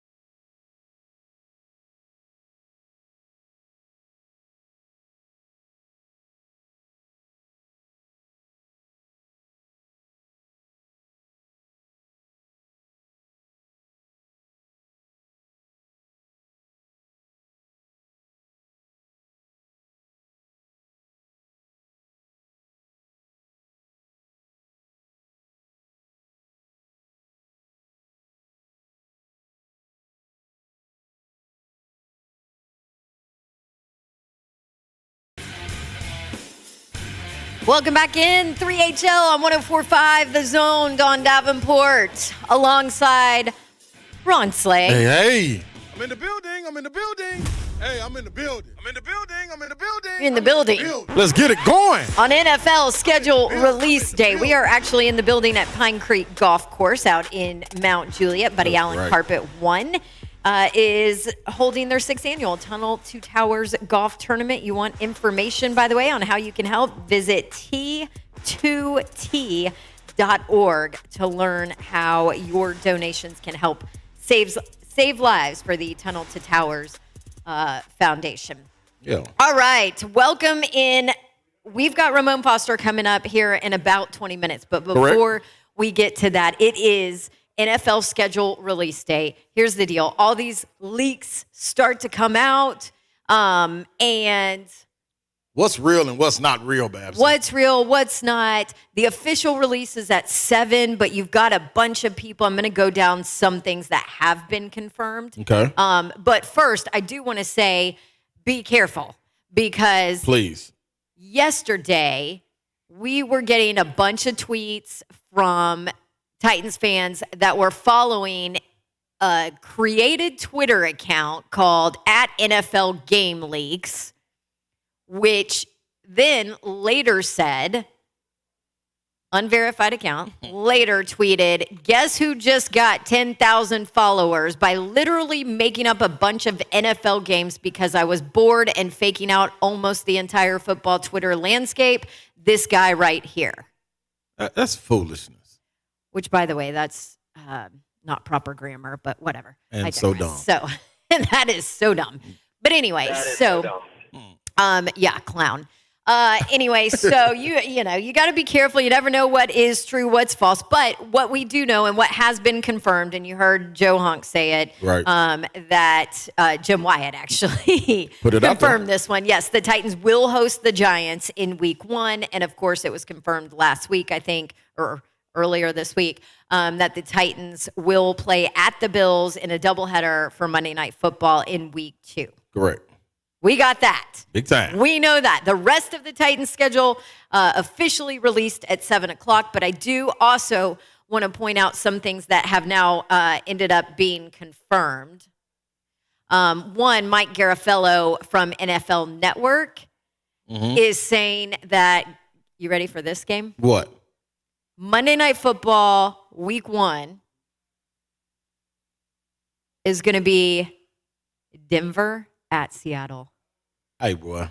Russell Wilson back at Seattle. I mean, of course, that has to be Monday Night Football, week 1. And right? it had to be in Seattle. Right. Yes. The magnitude of it is taken up 10 times when you go back to Seattle. It means more. Golly, the NFL got it right on that one. Man, give the people what they want. I don't know how you say Ari's name, but Maroff. Okay. Ari Maroff at My Sports Update. He's is this the verified one? NFL schedule leak that is confirmed. Bills, this is Thanksgiving slate. Bills, Lions, Giants, Cowboys, Patriots versus Vikings. So those are out there as well. We'll kind of wait and see, but I think there is another confirmed to start the season game, which would be Buffalo Bills at the Rams on a Thursday. And here's why, yes, that to start the season, that's why it's important. But that's also important because if that's week 1, kind of week 0, right? Yep. But week 1, then you know where the Titans' week 2 opponent and what they're doing in week 1. Yep. So you know that they're playing on a Thursday, which means the Bills have a little extra time. I know it's the beginning of the season. It's early. So, But you also know they're on the road. That's right. And they're at the Rams. That's right. A lot of time to prep for that as well. So, and it's a good test. Like, that's how you open it up. And we also get to see, won't that be Amazon doing that? That'll be the Amazon game? Yeah, because that's the Thursday Night Football. Yep. Yeah. That ought to be live and direct, man. Have a lot of fun with that. But I tell you what, man, I can't wait to see Buffalo and the Rams. I'm going to be real. I'm looking forward to that one. I'm looking forward to all the games because we all be hyped coming in a week. See Russell Wilson back in Seattle. That's gonna be good. Here's the deal. We can ask Ramon, Yeah. but I remember working a preseason game for the Titans in Seattle and being absolutely amazed at how loud that place is. And I've been to a lot of college football games, and that place is so loud. Right. Imagine how loud it's going to be with Russell Wilson back in the building. Yeah, I'm with you on that. I can't wait to ask him because I want to know, how do you prep for that? Right. Because Pittsburgh is a hated franchise when they come to your city because their fans come along with them. With the terrible towels. Yeah, so you got to know how to prep for shaking that. those annoying yellow things all over the place. Exactly. You The know? terrible towels. You're exactly right. So, hey, man, a lot to look forward to. Can't wait for this to come out. And like you said earlier, Babs, this does nothing but intensify the weight, like the anxiety of the season coming. This gives you something more to look forward to. And what I do want to know is, how does the NFL stretch this out to a week? Like they gonna let off 3 games a day or something like that? Like, oh, you're talking about as far as like schedule in the future, release? yeah. Like, they said it's sponsored by Verizon now, and they're supposed to be stretching it out to a week. I mean, in the years to honestly, come. they've kind of already started doing it with like Monday Night Football releases. That's true. You're right about that. You're right. So our first Monday Night Football, our first look at a new Monday Night Football booth is going to be Russell Wilson. Yeah. With Denver for the first time in Seattle. Build up gonna be crazy. Like, who's not tuning in for that? Gonna be crazy. Build up will be crazy because I know I am, for sure, without question. So there's been a lot of talk on how many primetime games the Titans are expected to get in. I think the Titans social media account even, put out a poll. Yeah. Where are you on it? I'm with about 4 games. We looked earlier and I believe you said the Titans put out 1, 2, 3, 4 you can pick from. So I guess the cap would be 4. I think it's that many, man, because we already said you got a Monday night that's scheduled, you got a Thursday night for sure. And I mean, you looking at it with the way this defense is, with a franchise player in Derrick Henry, he's on too many commercials not to make them prime time. It ain't like the Titans were terrible. They were first in the AFC last year. So I think that would be granted some, especially if they come out of the blocks hot. So I think 4. 4 is a good number for them. It ain't the Cowboys, and they probably own every day. But you know what I'm saying? So we'll take that. I was going with 4. I think Mayer went under. Yeah, I think he went under too. Yeah. He said it at 3.5 and went under. So one of our listeners, which we love you guys, everybody likes to send us things on Twitter at 3HL1045, and we appreciate that because it's what we want to talk about, what the fans are talking about, right? Correct. But one of our listeners sent the NFL early power rankings, and it was a list from BetMGM, and it didn't even have the Bengals in the top 20. Wow. So I go back to Bengal slander. But I go back to BetMGM's Twitter feed. They have since released a new NFL early power rankings and said, sorry, the intern made those last power rankings. We fired them. The Bengals are now 4th on that list. So they are now in the top 20. Oh, man, where's this intern at, man? I don't know. Somebody's in deep, though, He's going to point the finger at these people. Come on, y'all. I know. Take ownership. All that to say the Titans are listed 19th in the NFL way too early, I think, power rankings from BetMGM. Well, we shall see. We shall see later on how this schedule takes out. What do you think? What do you think right offhand? Is that 19th being the easiest or the 19th worst? Or? No, this isn't scheduled. This is just early power rankings Oh, the power on how rankings. you Okay. think the team's going to be. Okay. So they have Rams 1, Bucks 2, Chiefs 3, Bengals 4, Broncos 5, Bills 6. I would put the Bills in a different spot. Yeah, why wouldn't you? I mean, Right. Yes. The way So- Josh Allen expected to come back. But it does play into a larger conversation about strength of schedule and Right. how that, because Blaine and Mickey talked about it earlier too, and the Titans' strength of schedule and where they're listed. Right. But what are you using to base their strength of schedule on? You're using last year's record.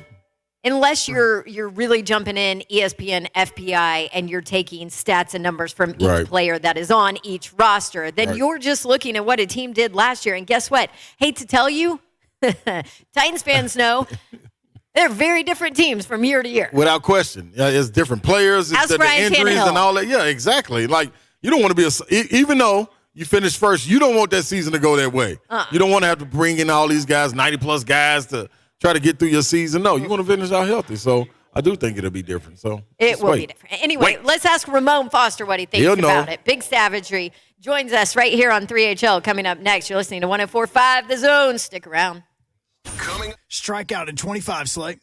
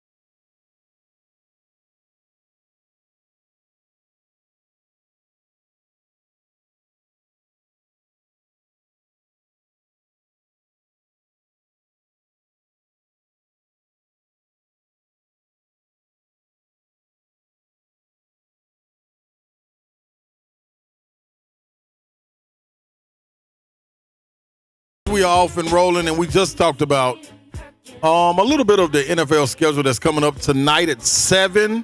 And officially, like it ain't no leaks or anything. This is really what's going on. So you need to stay tuned to that, man. And yeah, because we've got the people that know what they're doing talking about it starting at 7. One of those people Matt, being coached back. Mike Keith. Yeah. Red we'll go there on Bill be in there somewhere, And then now we got someone else that knows what he's exactly. He might have spent a year or two in the league. I don't know. Oh no, you about 6'6", 6'7" in the league, 6'5". Who knows? Say my name. Ramon. What? Say my name. I don't have a damn clue who the hell you are. Yeah, you do. Do you respect the bad guy? Ramon. He even has his own intro on our show. He got his own intro, man. You kidding? And guess what, Babsy? You know what's funny? That's the type of love we give on our show. You know what I mean? Despite all the slander that he throws on his show, regardless of what it is, it's always all love and a good time and a party over here, man. So, Savagery, welcome in. Ramon Foster, straight up from J. Martin Ramon, early in the morning, 6 to 10, up here joining us. What's up, my brother? Not much, man. I'll tell you what. y'all keep talking about my height like I'm not a tall guy. That's what I'm going to just start using that intro on y'all. Y'all know who the hell I am. I'm going to start doing it you on back. Hey, beef you, Aaron Rodgers. Yeah, there you go. Since you gave my girl that today. That's right. But I got you lightly, Babs, because you like me. You like to strike a match and just watch the world of the chat burn. So I had to get you from getting me again, Babs. That is true. I'll give you that. Savagery, we got this schedule coming on out, man. And let me just throw this out there. It's the springtime. You're coming off the season. Let me take you back to your player days, man. You're coming off the season. You doing some workouts at home right before you go up there, maybe to check in at the building, maybe not. But you do sometimes mentally circle things, do you not? Yeah, you do. And you got one real quick before I let you go. You got one right here. It just was released. BB, thanks to Brett Batchelor, he just told me. Week 1, Pittsburgh at Cincinnati. Oh. Yeah. What you think about that? That's gonna be a good one. Cincinnati wants to be kings of the North, but so I interviewed our soon-to-be former GM Kevin Culver in Pittsburgh recently, and I was having a conversation. I was like, "Why is the AFC North so hard? Like consistently, historically, it's always like dog eat dog. People tune in, fans of other teams, to watch Steelers versus Baltimore versus Cincy, Pittsburgh versus Cincy, and I had to ask him. I was like, "Why is this so hard?" He was like, "Well, they're natural rivals. You got Cleveland, who used to be Baltimore mad at Cleveland still. You got Cleveland and Cincinnati in the same state, and then you got Pittsburgh that's hated by everybody." I was like, "Oh, that makes sense." So when it comes down to like the competition of it and going against each other, it's always going to be like very physical, very highly contested. I know last year, as far as them just jumping out on the scene, they are that good, but the pendulum always swings in the North, man. Like, you get them once, and it's rare teams just completely sweep year after year. So I'm actually looking forward to it. I want Cincinnati to be front runners the way they are, because the spirit of it says if you are on the king of the hill, then we're aiming for your target. And Cincinnati's the target this year. I got to give it to them. Mm-hmm. They are the defending AFC divisional champions. Mm-hmm. So just hearing you talk about that kind of from a Pittsburgh perspective, as a player, what do you look for in a schedule release? And is it, Blaine Bishop was talking about, I just look at quarterbacks. Like, who are the quarterbacks that we're facing at what point in the season, time-wise? What do you look like as a player when you're sitting there and analyzing a schedule release? The first thing is when it's like officially released. I'll be honest with y'all. Like when I got older as a vet and started, I started looking to see, well, where are the preseason games at? Because if the first one is an away game, we're gonna break out of camp. Right? Yeah. That's all I was worried about, getting that first break out of camp. Because if it's a home preseason game for the first one, that means we gotta stay in camp and just get dogged out. But if it's a road game, that means we gotta leave and we get a break. Okay. Oh, this is a view into a veteran's mind right here. Yep. Mm-hmm. I can't lie. But after that, though, you do look at the teams that you saw. I know one year, of course, we're playing Cincinnati, Baltimore, and Cleveland. But then we had Philly, who had a really good D-line. Dallas, that had a really good D-line. We played Washington, who had a really good D-line. And all I needed to see was, where do they fall? Like, I started looking at the D-line and the additions and subtractions of who they had. And also it was this. You wanted the sweet spot of getting teams that you thought were going to be good, because most of the times good teams, they kind of ooze to a start because they usually finish well. Like, if you get a red-hot team early in the season, they usually fizzle off because that's kind of hard to sustain. You want to be continually and gradually getting better. Look at what the Rams did last year. Look at what Tampa did year before that. I know Kansas City was pretty hot whenever they jumped on the scene, and what was it, 2019 when they won it all. But just in general, if we were playing a very good team, I said to myself, we can get them within the first 4 or 5 weeks of the season, then and if we're still growing as a team too, we'll probably get them and we'll match up later in the playoffs, because usually guys are still trying to find their groove in the early parts of the season. When it starts to get really good and the games are awesome, it starts usually about week 6 through – it picks up about week 6. And I know the competition's always there, but that's what I always looked at. When and where are we getting them? And then if we were playing a really good team later in the season, I was like, well, there'll probably be a high probability that one of the stars will get injured. So you kind of like parse and piece about the gameplay. It's all a mind game, the way the season is crafted, because every week is weighed so hard. And Ron, you know, I always say this, like, why do people buy into football? It's because you only get one a week. And Right. in that one, you really got to sell out. And I think that's the reason the schedule release is so big now. Mm-hmm. So if we go by what, I mean, your kind of mind going through the schedule, then you like this for the Titans from a Titans perspective. You like this Monday Night Football at the Bills early on in week 2. Right. Yeah, because they're still learning. Think about last year, guys, even with the Titans versus Indy. If the Titans had got Indy late when they finally caught a groove, you look at yourself like, that could have possibly gone a little bit different. Yep. If they had a split games with the Titans, like, they were a better team towards the last part of the season, except for that dumb Jacksonville game for the Colts. But you look at those things and say, the Titans knocked them up, the biggest division rival within the first, 8 weeks of the season. They pretty much coasted to the AFC South champions at that point, because you know Houston was going to be good. So, yeah, Babs, I do factor that in and saying, well, maybe Josh Allen won't be the guy that he is by week 6, so I'd rather knock the head off right now. Yeah, and then also, Savage, do you also look at when your division guys are where they're slated, you know, because like you said, with that coach thing, man, you could jump out of that. You could jump out the gate and be 0-3, and you got the Colts in week 4, and you find a way to beat them. You're really, even though you're 1-4, I mean, You're 1-3, not out of it. you ain't out of the race. Division. Exactly. Yeah, exactly, man. And then it's the other parts, too. Like, when you know it's going to get very thick in the season, those late October, early November, December games, especially with the division opponents, if the Titans schedule lines up, all right, they got Indy, then they got, let's say, Cincinnati, then they go right back to Indy again. Mm-hmm. Like, that's one hell of a gauntlet, and a lot is weighed on those games. So let's say if it's Indy, NFC, and then Indy again. Like you said to yourself, of those four-game stretch, we got to get at least 3, but we damn sure better be able to get those 2 Indy games. Mm-hmm. You know, because it weighs a whole lot different. I heard y'all talking about the power rankings not too long ago as far as, you know, where teams are slated.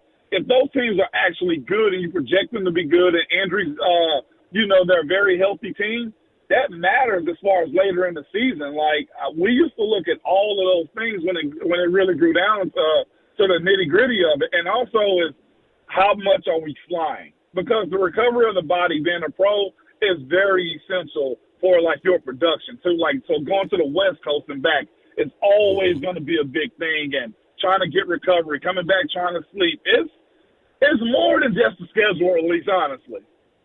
So along those lines, and I know I'm diving deep into this, which go ahead, man. But along those lines, Mike Garafolo, who works for NFL Network, Actually, I don't think this was his. But anyway, this one's confirmed, I think. Bills at Rams to start the season on Thursday. So when you're the Titans, you're looking at the schedule, you know, okay, our Monday Night Football opponent in week 2 has a Thursday night game against the Rams. Yeah. You know, prior to you. I mean, you look at that and how much does that early in the season, because, I mean, you played, 12 seasons? So you kind of saw every single schedule out there, I would assume, especially with the Steelers. You guys got a lot of primetime games during that run. So how much does that affect a Bills team playing on Thursday night at the Rams, and then a Monday night they get some extra days in there? Yeah, that always plays a But early on in the season, as far as just, health, unless somebody's getting injured early, it doesn't factor as much as it would in October, November, or December. Yes. Simply because everybody should be good to go. I'd say this, if the Bills take a bad loss or they get a really good win, then you want to capitalize on just the emotional effects of what they got going on. If they take a loss, then you know what? They're going to come out gunning on prime time, because that's one thing about getting those primetime games, and I'm really hoping that the Titans have, as of late, turned the corner on playing primetime games and embarrassing people and building those superstars, like games like the Rams and Titans last year, where Big Jeff became more of a household name. Like, he's still climbing that. So getting embarrassed or winning big on primetime games really mean a lot. So then I know as a player, guess what? Oh, we got to strap it up this week, y'all, because the worst thing a team like that, who has the highest expectations of everybody that's watching the NFL, you know they're going to want to bounce back. But if they go get a big-time dub, I'll be honest with you, the psychology of it says this: well, they'll be okay starting the season 1-1. You just never really want to start 0-2 because it's so hard to dig out of it at that point. We were a point, I think, in 2013, while I was playing, we started off the season 0-4 and went 0-4 in the preseason at the time. So it matters because of the mentality. Like, if you start off like bad like that, one, is hard to dig out, especially if it's a conference game. But two, it really just have you questioning, well, what the heck did we do in camp? And then you start having meetings with coaches that say, well, we got to simplify it. Like, when you start having those type of conversations within, like, the first 4 weeks of the season about simplifying or we can't afford to drop losses, it sets on a type of light panic. I know I use the word light a lot because, but I don't want to say it's panic. You have a feeling of uneasiness. Right. Which, I mean, affects the mental game, part of the game. Without question. Without question. It really is. And that's the other side of it, too, is, like, you got to find your way through that grind of the season. That's why it's always funny to hear people talk about rookie walls and, the health aspect of players needing days off and stuff like that. Because now with the 17th game, heck, it was a long season with 16. But imagine just trying to stay laser focused in and be one of the top 1% athletes in the world and trying to perform in front of people. And like you said, you got millions of people, like, watching your primetime games for sure. This means a lot during the season. That's why football is so beloved here in America. Mm-hmm. Yeah. Let me ask you this, Savagery. Ramon Foster here right now with us from J. Martin Ramon.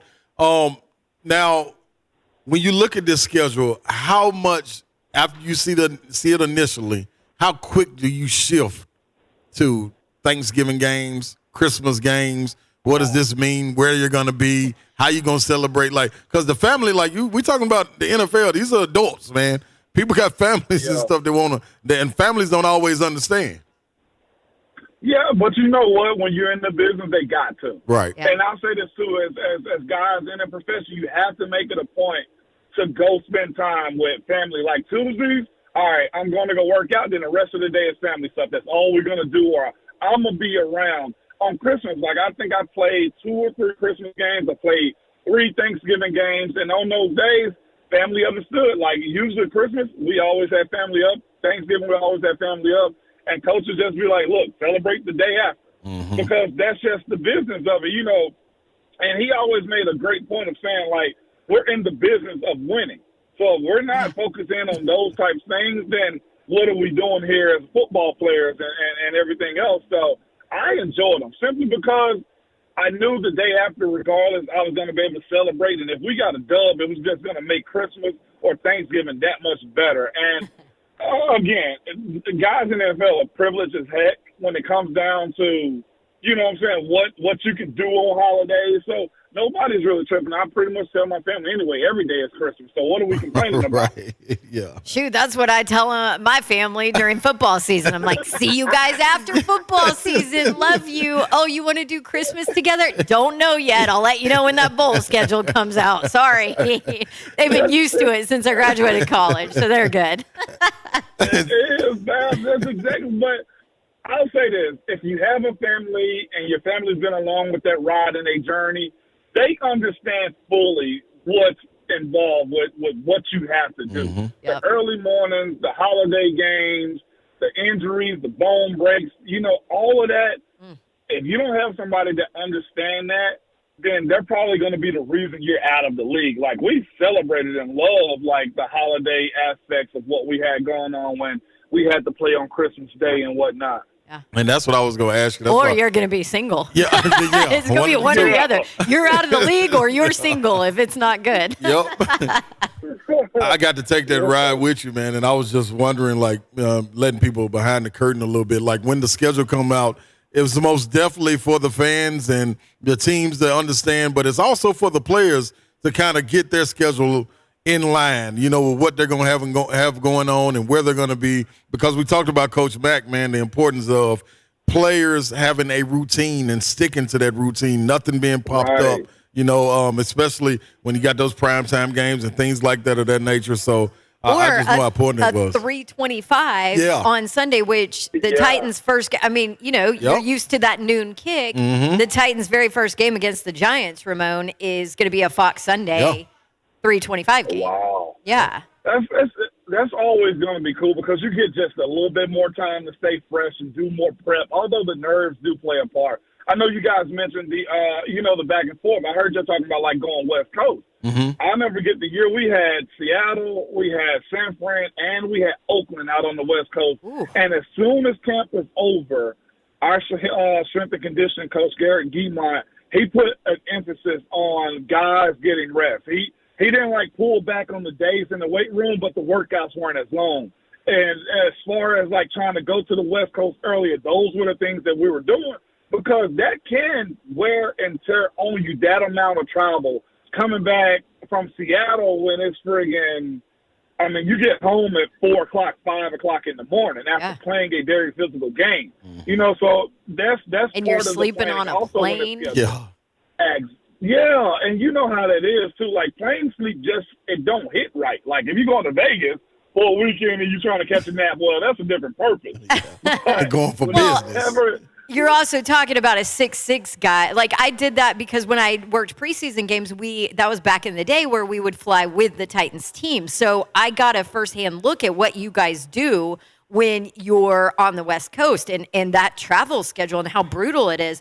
But it's a heck of a lot easier for me at 5'6", you know, to sit on a plane and sleep coming home at 4 a.m. than it is for you who's, you know, 6'6", or Ron who's 6'8", you know, trying to sleep on a plane. But seriously, I mean, it's not like we're talking about small, petite guys here. Right. No, it's not. All you want, man, is to get to a certain level in the league, y'all, to where they say, hey, Ramon, you got the first class seat this year. Yeah. That's when you're the old guy, right? It is. I got mine. I wasn't even the old guy. I got my first class seat in year 5. Nice. So that was second contract time. I was like, all right, here we go. This is what y'all do up here? This is nice. Savagery. Let me ask you this before we let you go, man. On your podcast, the Ramon Foster Show, man, how interesting was it to be able to pull back the curtain and interview your former GM, well, soon-to-be former GM, Kevin Colburn, man? How cool was that, man? It was cool, man, because he was a person. He treated me like a person, not just a commodity or a body or, you know, and just to have him have a conversation with me about why he did what he did. He honestly gave me the insight on, you know, like one of the reasons why I wasn't drafted. And I never had that conversation with him. I had it with some of the scouts, and it's interesting on how teams break down stuff. And now I really get an understanding of, why, you miss on players or why you hit on players. And he kind of admitted that, he was saying the year that they they didn't draft Brady, and he went in the 6th round. He's like, everybody in the NFL looked at Brady, but they looked at Brady like this. They saw he was splitting time with a guy that he was at Michigan, number one.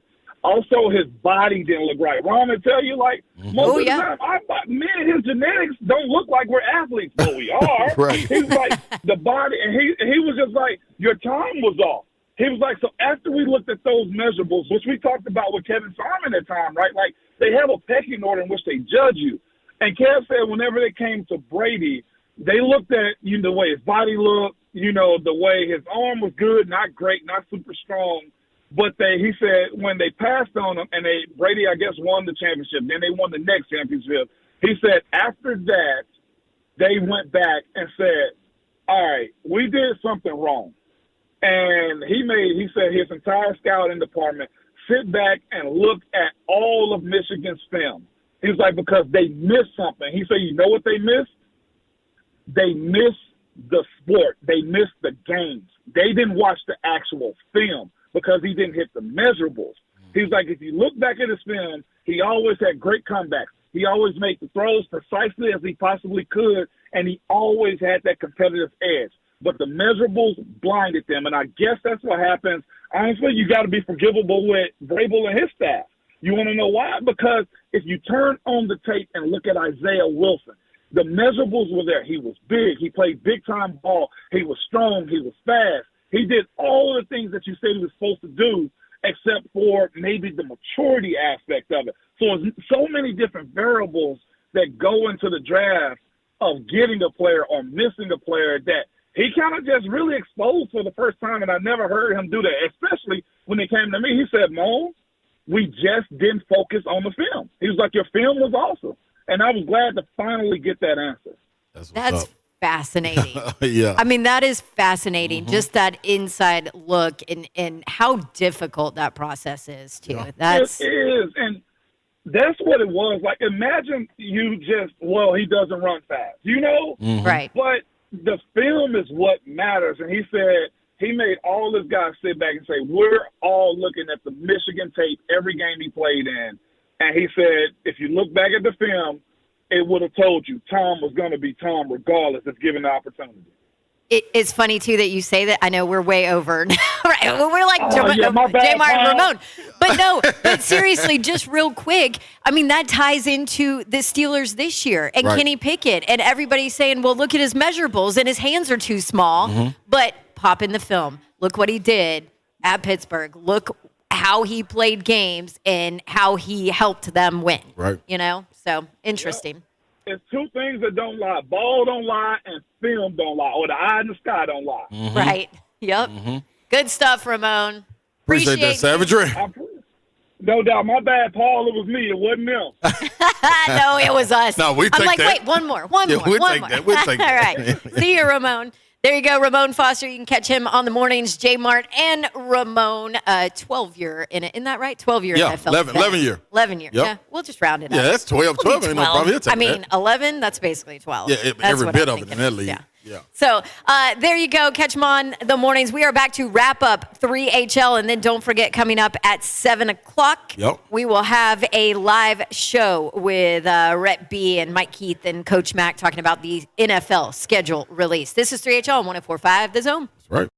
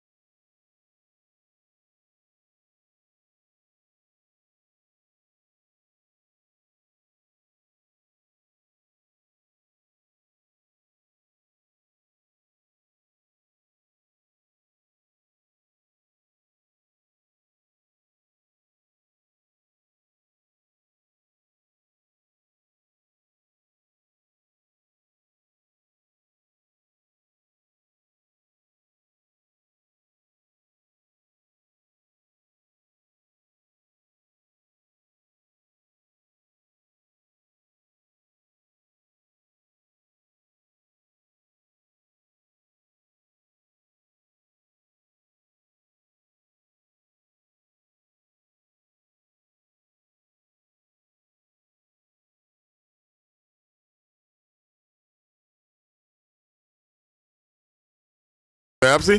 Pine Creek Golf Club. That's right. Golf. And shout out to Buddy Allan, man. Tunnel to Towers Foundation. What is this, the 6th annual? Yes, 6th annual Tunnel to Towers Golf Tournament going on here at Pine Creek Golf Course. Buddy Allan Carpet 1 has been doing this. They have raised close to $200,000, by the way, for this amazing foundation. We were out here last year. I think we were out here the year before maybe. Yep. I can't remember where COVID kind of wreaked havoc on everybody. But, Zach, Jenna, and Judson, the Allan family, obviously this has been a cause dear to their hearts, and they've done a great job here now for 6 years putting on this golf tournament, and we are just happy to be a part of it and happy that we've got Buddy Allan Carpet 1, here with this station. So thank you to them. NFL schedule release day is going on. You are about an hour away from the official release, and the definite we know about the Titans host the Giants week 1. Yep. That's a 3:25 game on Fox. And then Monday Night Football against the Bills week 2. That came out earlier. Prime time. Yes, part of a double header. So we'll have some, experts breaking it down right here on 104.5 The Zone at 7 o'clock. Right. And Coach Mack is great. He's been in the league forever. He knows what you look at and the schedule release. He'll tell you what he likes about the Titans schedule and what worries him and all of that. So tune in. Stick around. We'll have the after party after this at 6, and then the actual schedule release starting right at 7 o'clock. So that's right. Do you have a parlay? What's going on? I do have a parlay. Wait, how did you do last night? I did pretty bad because I went against Todd Furman. So once again, going against Furman came back to bite me. I got I did a parlay with 4 teams and only got one right. Dope. I went against everything that Todd Furman said. Slay, if I remember it correctly, did you say something along the lines of, so wait, Todd, you think the Grizz can cover the 4? And he says yes, and then you said... Nope. What was that? I said nope. Okay, just double checking. Yeah, now, I listen, I admit when I'm wrong, man. That's part of it. I admit when I'm wrong. I admit when I'm wrong. But guess what? I did hit the night before, so I ain't really lose too much. But tonight, parlay right now, 76ers versus the Heat. I'm taking the -2.5 76ers. Then the Mavs versus the Suns, taking the money line, Mavs. Bruins versus Hurricanes, money line. Give it to me. Tampa Bay versus Maple Leafs. I'm taking Tampa Bay, money line. It's that simple, people. You can't miss. Now, if you want to have a little fun, take Bam Adebayo to get a double-double. That's a little something right there, plus 240 right there. Okay. Jump that little out there. Bam love? Yeah, a little Bam love right there. A little Kentucky love, see? I was just going to say, but everybody said you hate Kentucky, and you always talk bad about Kentucky, and you don't give Kentucky any credit. I don't know what's wrong with them. So salute to everybody that called in to J-Mon Ramon for the bleep you Aaron Rodgers and gave us that. You got to listen to the show correctly. The only reason I didn't give them no love is because they were saying they were a dark horse going to the college football playoff. Yes. That's different than just succeeding and having a good season. Going to the playoff is the top 4 teams in the country. Yeah, the conversation was, yes, it was, I missed whatever was said this morning. All I heard was. It was hogwash. Hogwash. Yeah. All I heard was Ramon, giving me a beep you, Aaron Rodgers. 1 minute. So, that's all. whatever. You know what I mean? So, listen, I always give them, there it is. Honk. I always give them love, man, when it's just playing.